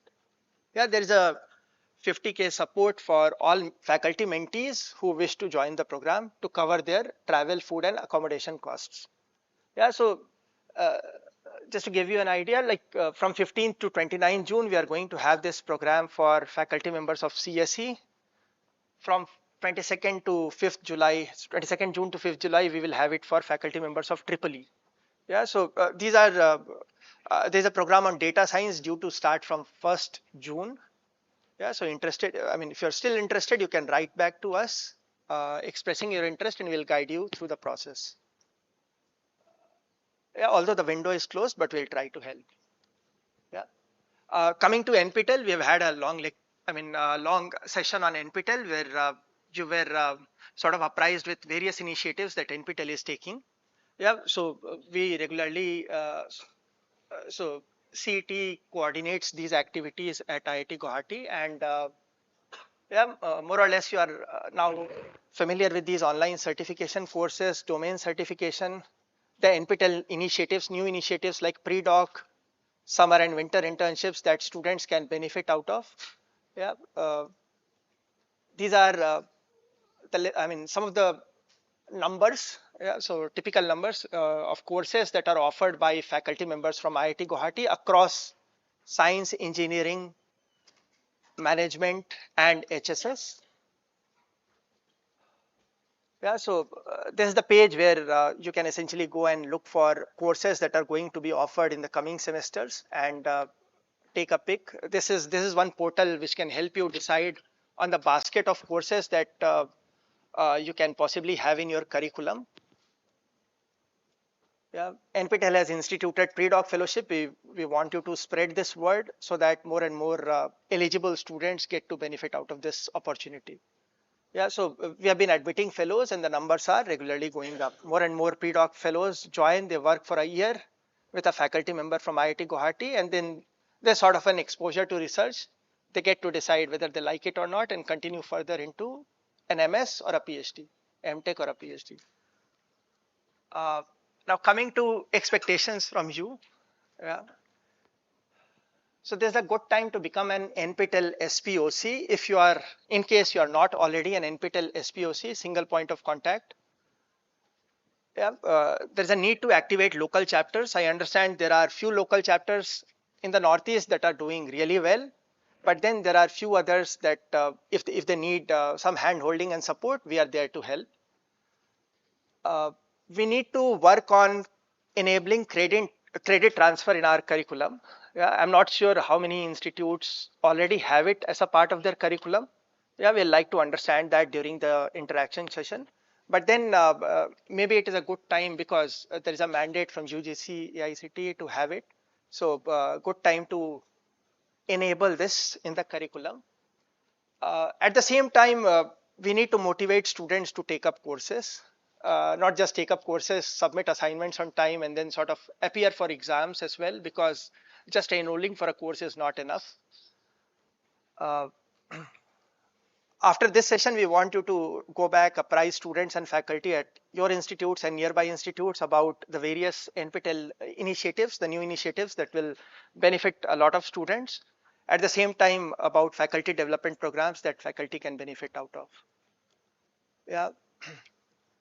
Yeah, so essentially, the take-home message is to activate local chapters and organize such events possibly at your institute where you invite faculty members from nearby colleges and sort of spread the word even more. Yeah, there's just an effort in this direction, but we need to make consistent efforts to sort of build on this and improve enrollment and not just exam registrations. More and more people benefit, more and more students benefit out of this.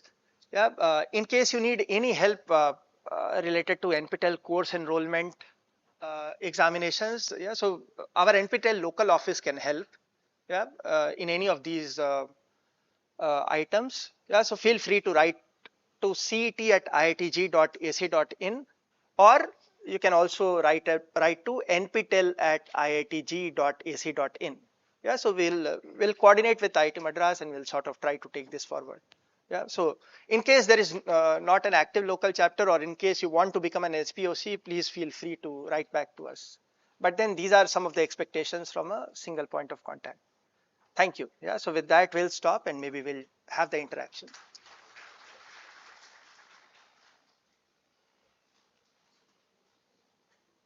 Fine. I would invite Hemant sir and Das sir to kindly join us on stage so that we'll take up questions if.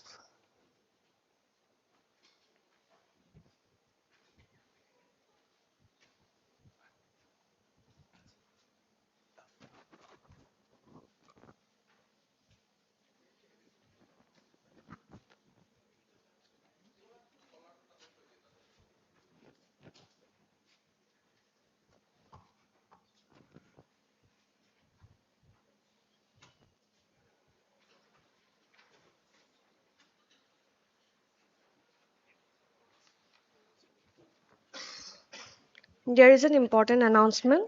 Before lunch, I request all the participants to submit your valuable feedback to the registration desk. Thank you for your cooperation. Questions. We shall now move on to the question and answer section. Participants are welcome to ask their questions or share their thoughts related to the topic discussed. May I request everyone to keep their question brief and relevant. Good afternoon, sir. Sir, I have come from ADP College, Nagaon. Sir, I missed one regarding NPTEL repository which you have discussed. I want to know more in details about that. How our students can utilize the NPTEL repository. See, all 3,200 courses that are developed as part of the NPTEL initiative since 2003 are available with us in our repository. The repository, if you want to access, directly you can access it from the website, that is nptel.ac.in/courses. You can, then a window will come where you can search the courses by the keywords, type the keywords, get it from there. Other option is, say, as you can make it as part of your library. You can just give us about 20 terabyte of hard disk, send it to IITs. IIT will copy the entire repository to your hard disk. Then you can get it, the copy you can access it from, rather you can take it back from us and put it in your local server in a digital, as part of a digital repository. So your students, whether the course is offered as part of the program next semester or not, they can always refer it. Just like they are referring to the library books, they can refer to these without going into the website. So this repository can be accessed directly from the portal. This can be accessed through the YouTube, as well as by getting the entire content copied, they can also access it over their local area network in your institute. Its choice is up Okay, to you. so we can get it in our hard copy. Sorry, in our hard drive. Yes, you Okay. send us Uh, hard disk of about 20 terabyte. Okay, 22. send it to, you can send it to IIT. I don't think IIT Guwahati has the entire repository. The best option will be to either send it to IIT Kharagpur or IIT Madras. IIT Madras will be the best option because they have the updated data, so they can copy it to you. You need to take the charges for transportation. Oh, thank you, sir. Good afternoon, sir. Thank you so much for the details you have provided regarding NPTEL. Sir, recently in the last semester, I had a query related to the exam center in our college. I belong to Praxatis College, and we are an active college, active local chapter. So, sir, we had the persons contacted from the TCS, which is at Azara, where the exams are being conducted. But we could not do the exact so-called the assessment. The requirements could not be met because being a college, we hardly have around 50 to 80 computers. They supposedly said we need at least 100 computers. So can it be possible like we have 80 computers in one lab and there are some other subsidiary labs which has around 10, 12 computers and get ourselves as an exam center because students they mostly prefer to give exams in their own institute instead of going to the other places and appear for the exam. And my second question is, sir, regarding the exam fees, sir. Sir, the students nowadays, especially we are a degree college, they get free admissions. And even getting the free admission, they hardly even accept themselves to learn from the classroom teaching. But instead, when they approach them for the NPTEL courses, though they are interested, but when it comes for the exam registration, they hardly go for it. So, will it be possible if we have the center, the exam fees may be subsidized, or is there any other options wherein we can make themselves get registered for the examination more? That's my two questions, sir. Okay, first part is that suppose you are, please sit down, Okay, thank you, sir. exam center. Usually once the request comes, the local chapter, SPOCs might have noticed last week there was a call from NPTEL office IIT Madras that if you are willing to conduct the examination at your college, kindly fill up the form. Has anyone filled it up from yet? Yes, I also feel it again this time also, sir. Last There time I was a had filled. call. Yes, sir. So once we get a call, usually what we collect the data from you is that how many computers do you have? How many students you are expecting to write the exam from your, not your college, around that place? Because if it is an exam center, it cannot be only home center for you. It has to be other students also. So they will be looking at different perspective, what type of computers you have. If you are conducting the exam through the TCS, either they go for ILEON or they go for NetBoot. Okay, so they will be checking the compatibility of the software with their software with your system. If it is not compatible, they will not proceed further.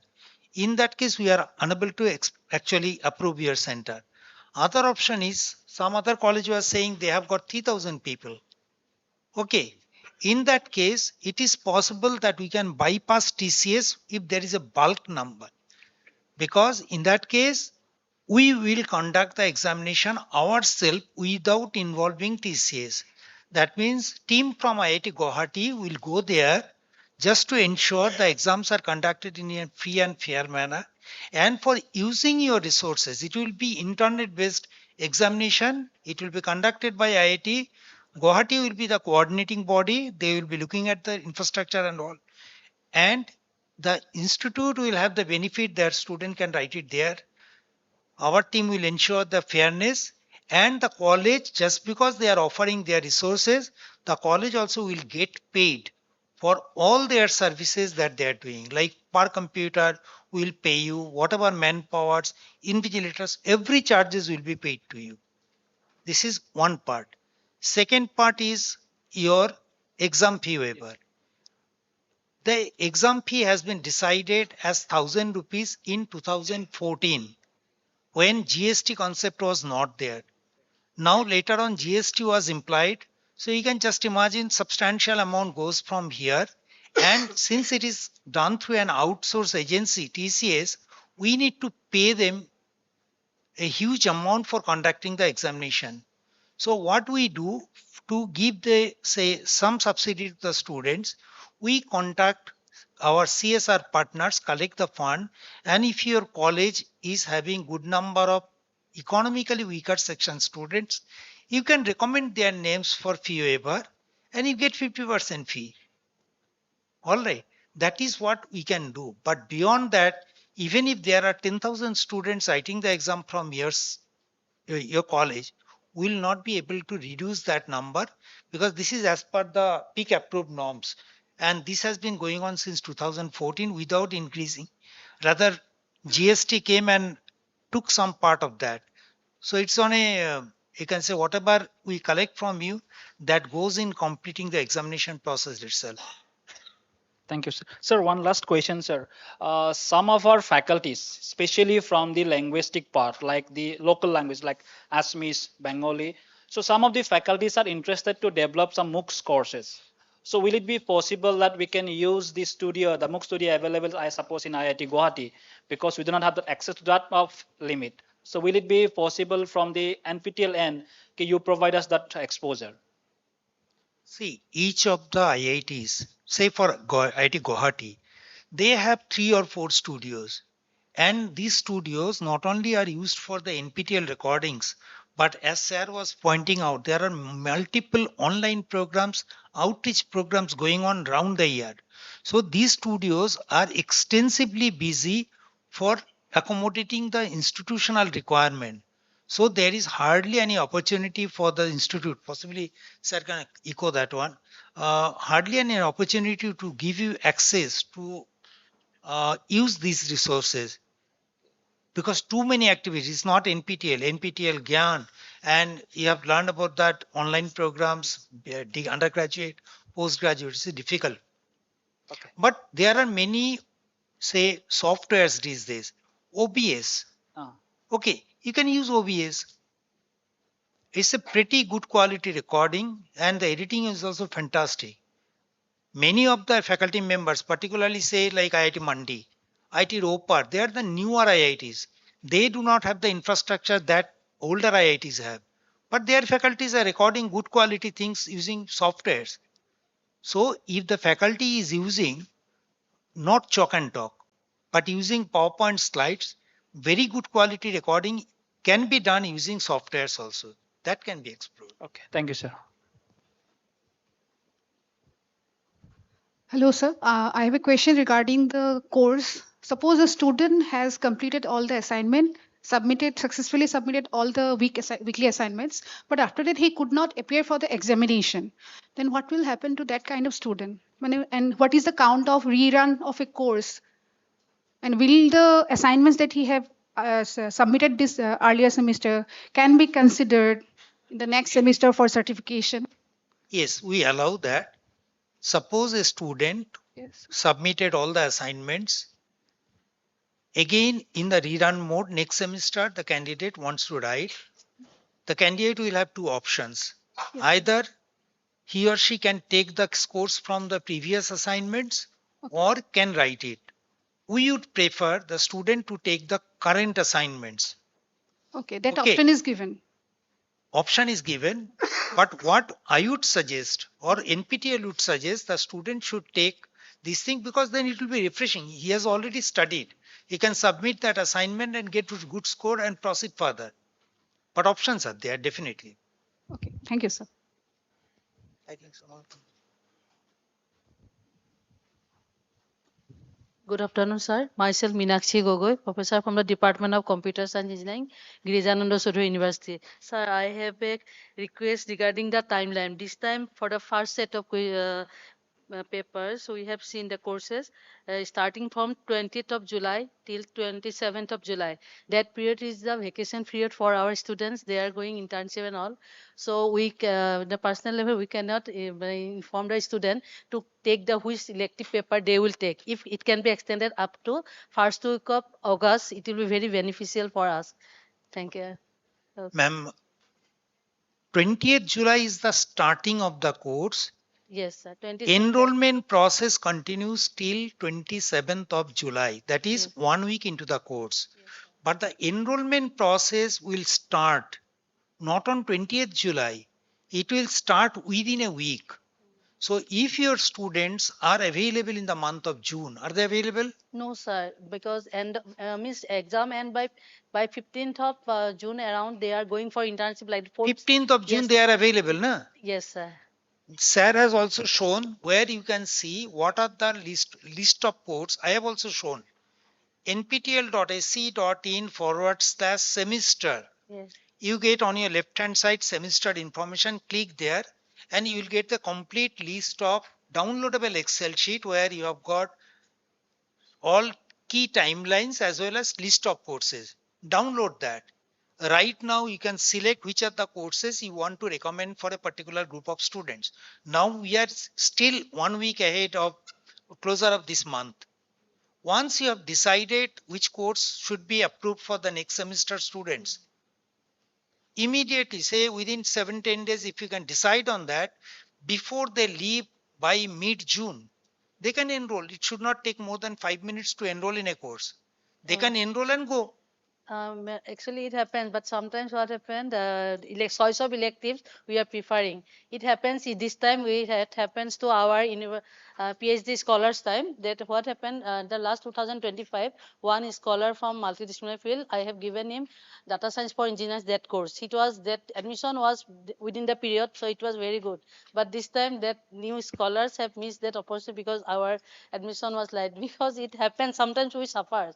So that's also which matters for us because this fluctuating for the enrollment ratios. Then this happens. We are suffering in that kind sometimes.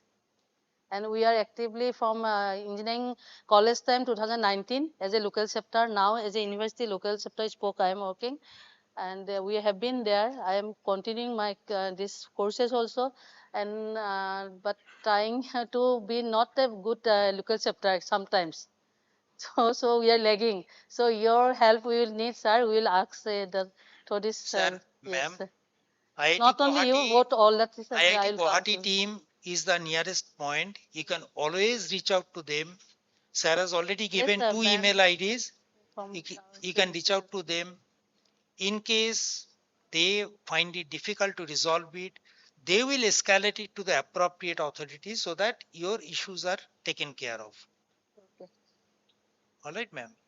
Don't worry. It's okay. We are seriously interested to address your concern so that the numbers, enrollment number, exam registration numbers, you don't have any difficulty in accessing the exam center. Now it is up to you to motivate the students to enroll, get enrolled.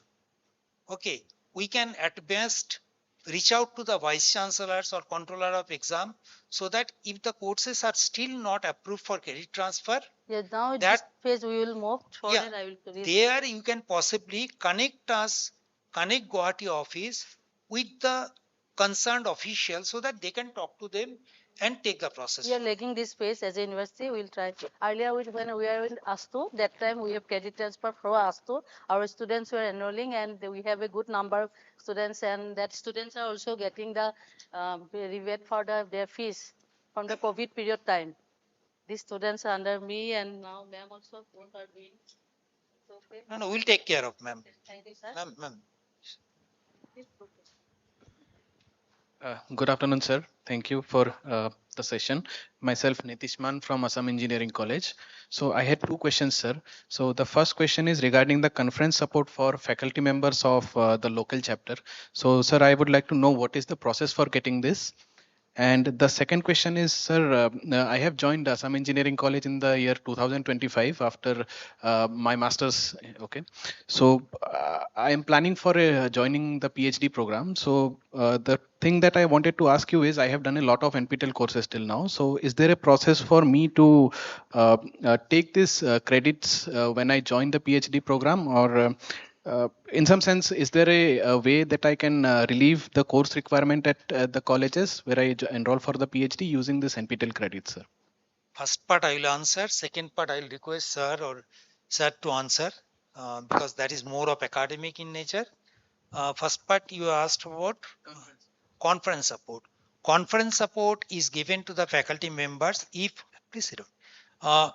If your one of the paper has been accepted for a conference which is being organized by IITs, IISc, NIT, CSIR Lab, IISCRs, similar centrally funded technical institutions. If that is approved, every month, first 10 days, first to 10th, there is a window open when you can apply through that window to NPTEL, giving the details that your paper has been accepted, give the proof. They will check whether your claim is valid or not. Particularly where the people falter is that conference is not organized by the institute which is approved by IITs. So that you need to fulfill. Once you submit that, they will scrutinize it and give you an approval if you fulfill the criteria. You attend the workshop, then submit all the bills and vouchers to NPTEL for reimbursement. It's very straightforward. Total amount is 25,000 towards your travel, accommodation and all these charges, registration fee. Okay. And for second part, second part I would. Sir, it will applicable for the foreign visit as well? Huh? For the conference support, foreign visit also will applicable? Foreign visit has been discussed, but still, I think you may have to wait for another 6 months. It has been discussed in the last week, but it has not been decided yet because that involves a lot of money. So what you are asking is the credits for the prior learning. So it is between you and the university or the institute where you are applying. There are some institutes which may give you the credits for your prior learning, but some like IIT Guwahati will not give those credits. So what happens when you enroll in an institute, there are certain approved courses which you can do to take the credits. Now you might have or might not have done those courses. But if you have done, you can request the authorities that you have already done this and these are your grades. It can be considered. But you don't take it open. It depends on that institute.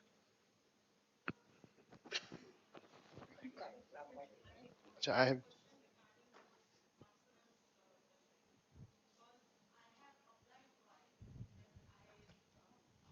When I was attending conference at IIT Guwahati, the conference was IIT Roorkee and IIT Guwahati, both were combinedly organized. And I have applied twice for the reimbursement of the conference fees and all. But I don't know what criteria you gave to select the candidates. So whom you should give the this thing support, conference Only support. criteria, madam, is that you should be one of the author of the paper. I was the first author. That seems to be. And second option is also possibly you are fulfilling that it has to be conducted in IITs, IISc, IISCR or similar institution. If it was a joint program of IIT Guwahati with IIT Roorkee, you fulfill that criteria. So as per my understanding, there is no reason why it should be rejected. But if you can give little more details, share it with me. I'll definitely get back to you. Okay. Thank you. Good afternoon, sir. I am Hemanta Hazarika, Assistant Professor of Assam Engineering College. Actually, I was also a TA of NPTEL 2 years back. That time PMRF doubt clearing session concept was introduced. Along with that line, sir, can a active local chapter members be also a part of the doubt clearing session? Faculty members specifically. So far that policy is not there, but since you have asked, definitely we can take it up to the appropriate authority for consideration. But as of now, definitely it is not there because PMRF scholars, there is a criteria.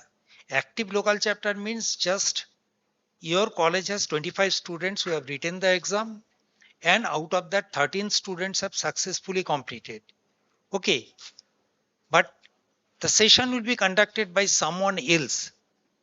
Okay, it has got nothing to do with the college recognition as active local chapter. That is my understanding. So in which sense they will consider that you are appropriate person to take up a live session on behalf of the course instructors. No, I'm not saying about the course center. Since doubt clearing session will be taken by the PMRF TA category, since PMRF maybe in my time, the course was offered by the IIT Bombay and the PMRF students from IIT Madras, and he was from the design department. No, So, PMRF can be from anywhere. yes, sir. Usually what we do, if there are X number of courses, we try to reach out, okay, if you are interested, if you are a PMRF scholar, you can give your option. Okay, I want to take the session of IIT Bombay, IIT Madras. Anything you can do, whether you are part of that institute or not, that option is there. No, I'm saying that along with the PMRF member, so Active local chapter people. yes, local chapter people also can take the doubt clearing session. That is what I said. Currently, it is not permitted, but this can be taken up to the NPTEL committee for consideration. Okay, sir. Thank you.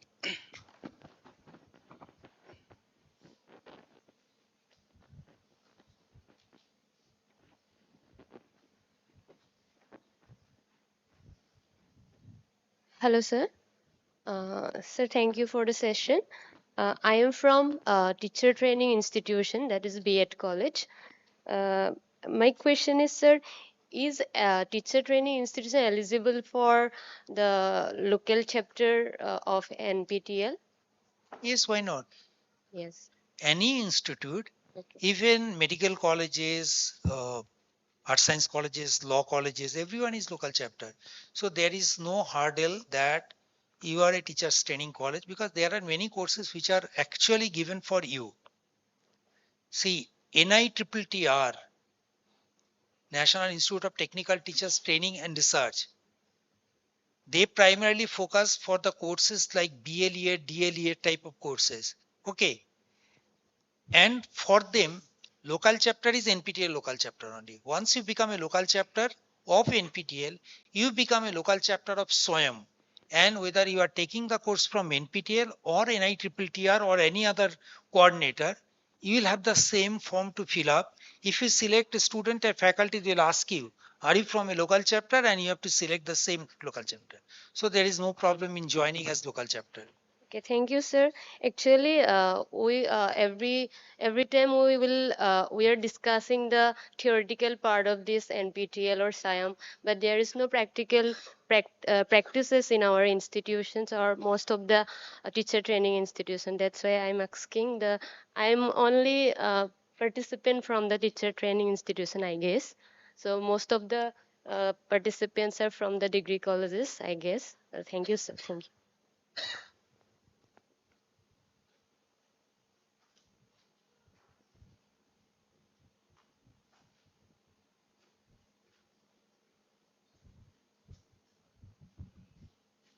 Thank you for your session, sir. So myself, Dr. Partha Kolita from Assam Dandon University. So my question is regarding credit transfer. So as I have told you earlier also, so we are included this SWAYAM courses mandatorily in our curricula.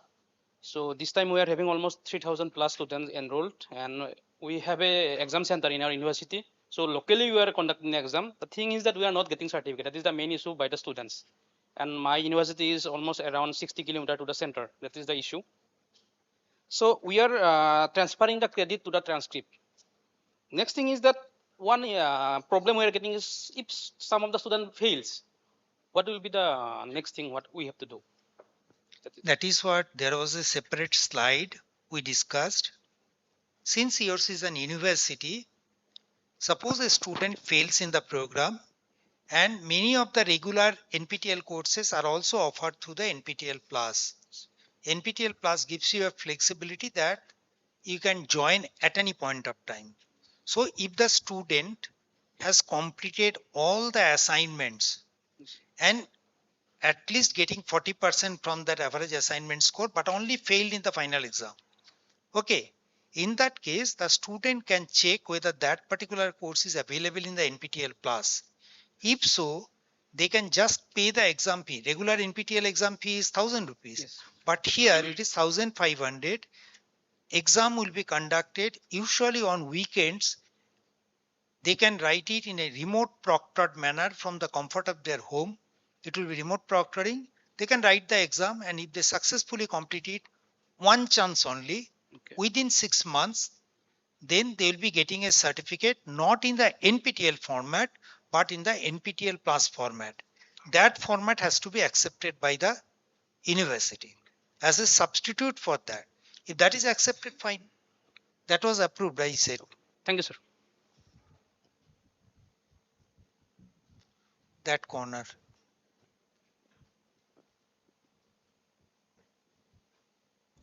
Good afternoon, sir. My question is very similar to the earlier question asked. Actually, two of our students could not get enrolled this year because citing network issues because it's a very rural college. And actually, this year, one of the courses was made mandatory by the university. So they have to complete the course anyhow, but they could not get enrolled. So they were asking if they can get enrolled again in this semester and can complete all the requirements. Will they get certificate and will this certificate be accepted, sir? If I understood your question correctly, you are saying that in the last semester, the student missed that course to join. Yes, yes. They could not do it. Could not, sir. First of all, you need to check the current semester course list. That is the July semester course list. Yes. The list is available. I have shown where it is available. Check whether the course that you are referring, whether that is available for offering from the July semester or not. If it is available, they should join. See, the joining time is almost 2 months. So yes, on a particular day, there could be network issues, but they have got a time of 2 months. They can enroll, do the regular activities like assignment submission, final exam. They can get a certificate. Sir, the problem is they did not inform, and they inform once the exams has already been conducted. Now the semester is already been over. So these two students will they be treated as not completed the semester and they can enroll again, or because this course was made mandatory? So what? See, there are some things I think that decision lies with the university. Okay. Okay. What we can say, if the course is available for offering in the next semester, they can join, complete it. If the course is available in the NPTEL platform, they can join the course, complete it is a 12-week course, suppose. It's not that you have to complete it within 12 weeks. If you are competent enough, you can complete it within six weeks also. Submit the assignment. Only difference is that in an NPTEL, your requirement is 40% in assignment, but here requirement is 50% in assignment. So if they are competent, they can complete the course quickly, write the examination and submit the score to the university. But the format will be, again reiterating, it will not be NPTEL Swayam certificate. It will be only NPTEL Plus certificate. That should be acceptable by your university. So the exams will be conducted by the college locally. No. NPTEL Plus candidate joins if they have not joined the NPTEL course, not submitted the assignment. Then for a 12-week course, the student has to pay 3,000 rupees for accessing the content. Contents are available, but they have to pay 3,000 rupees and 1,500 for writing the exam.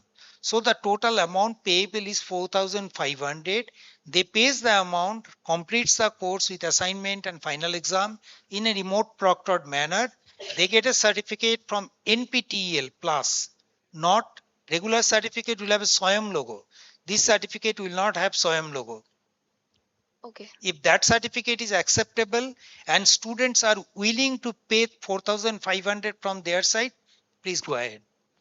Okay. So otherwise. Yeah, answer the question. Okay. So Thank this is sort of trying to discourage the students from missing out enrolling at the right time. So what I'm trying to say is Maybe a more proactive approach. Maybe we'll need your help in following up with the students so that they sort of enroll on time and complete their exam registrations, appear for the exam, not miss out. So some students may enroll, but then on the exam day, they don't feel like going writing the exam. Yes. So that is where we seek your help in sort of playing a more proactive role and Yes. making sure students appear Yes, on sir. time, enroll on time. Yes, I understood. But in most of the rural degree colleges, most of our faculties will understand that some students they just disappear, and they will come after all the criteria, all the procedures are being filled up, and then Agreed. But then, yeah, yeah, if these courses are mandatory, then yeah, it is sort mandatory. of a year loss for them. I'm not sure year loss or 6 months wasted. Uh, okay, sir. Thank you.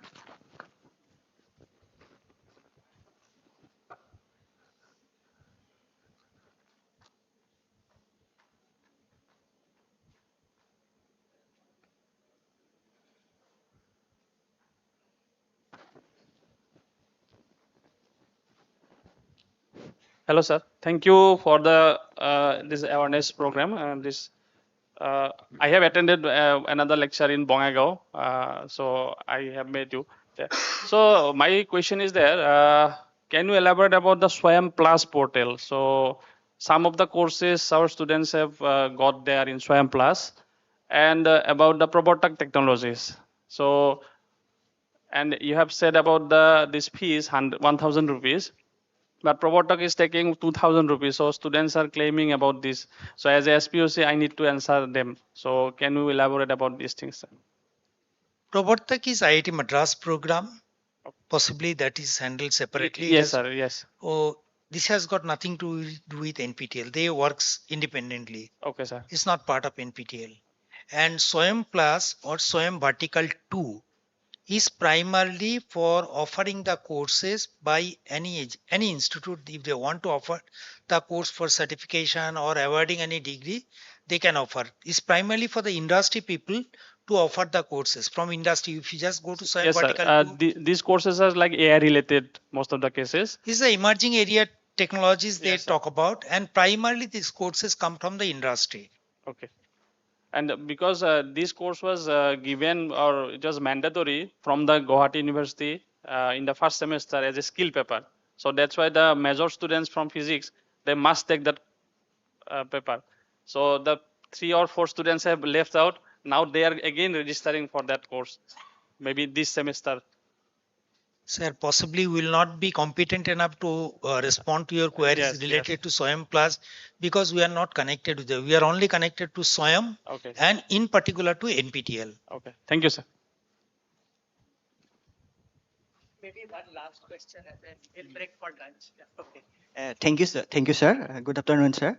So I have a question related to mentorship. So what is the criteria to become a mentor? Means how we can be a mentor, and what are the activities of a mentor in this NPTEL mentorship program, sir? A faculty, suppose some students of your college has taken a course. Now these courses are offered by faculty members from IITs, IISc and similar institution. So there is always a fear amongst the students who are coming from tier 2, tier 3 cities asking the question to the faculties. Sometimes they may not understand certain concepts, but they will be having fear of writing back to the faculty. So just to address to that, what we say, if you can give a faculty from your college who knows about the subject, who joins the course along with the students, so he knows what is the flow, what is being taught in the course, and now regularly interacts with the students and guides them locally. If there are any doubts, the faculty, local faculty is the first point of contact to address that. Okay, they will be first joining into the course, then the single point of contact of the college will approve this faculty as a mentor through his login into the Swayam portal. Once that is done, this faculty's name is shown in the dashboard of the student. So the student now accepts this faculty as his mentor. So the each faculty has to be absolutely know, he should be knowledgeable about the course. He or she should join into the course.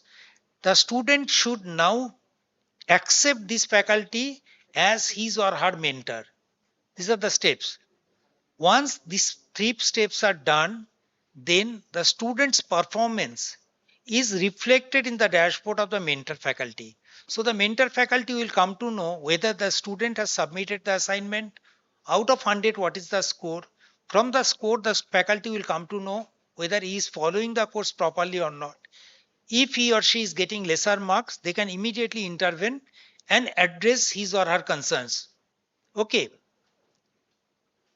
Each faculty can mentor a maximum of 50 students, not more than 2 or 3 courses. All right. And based on the performance of the student, the mentor faculty will get, or based on the mentee's performance, the mentor faculty will get a certificate. For that, they have to get 10 points. If they are topper, they get 20 points. If they are elite plus gold, 90 plus, they get 20 points. Otherwise, even if they're 60 to 79, they get 5 points. So if there are 2 such candidates, they get a mentor certificate. So eligibility is that faculty. Requirement is that they should enroll into the course. He has to be approved by the SPOC from the SWAYAM dashboard.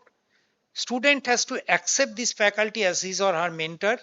Then the faculty gets reflection of students' performance in the dashboard and guides the students locally. All right. Thank you, sir. That means the institute should be included in the local chapter, na, sir? Yes. Okay. First you become a local chapter, then only you will have the privileges. Many of the privileges that we talked about, fee waiver, local exam center, mentorship support, these are only possible only when you become a local chapter. It does not require any fee to be paid by you. A simple letter. There is no harm in sending a letter and getting it approved. All right. Thank you very much, sir.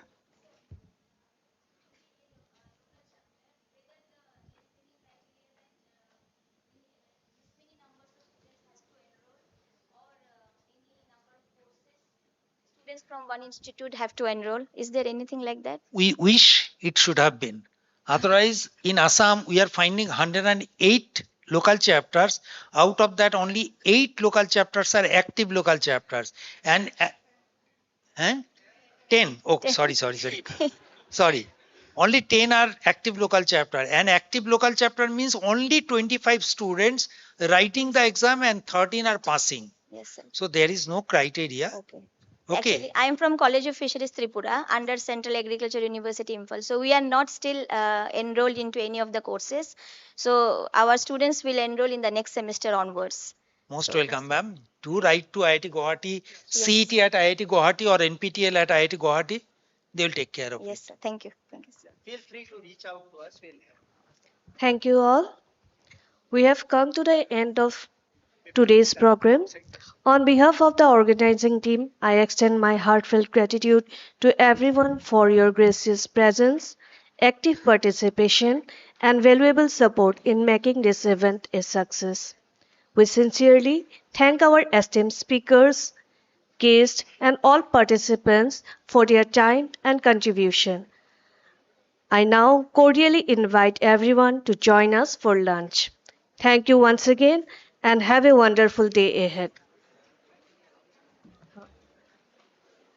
Before leave, please submit your feedback at the registration desk. Thank you. So we request you to kindly submit the feedback form at the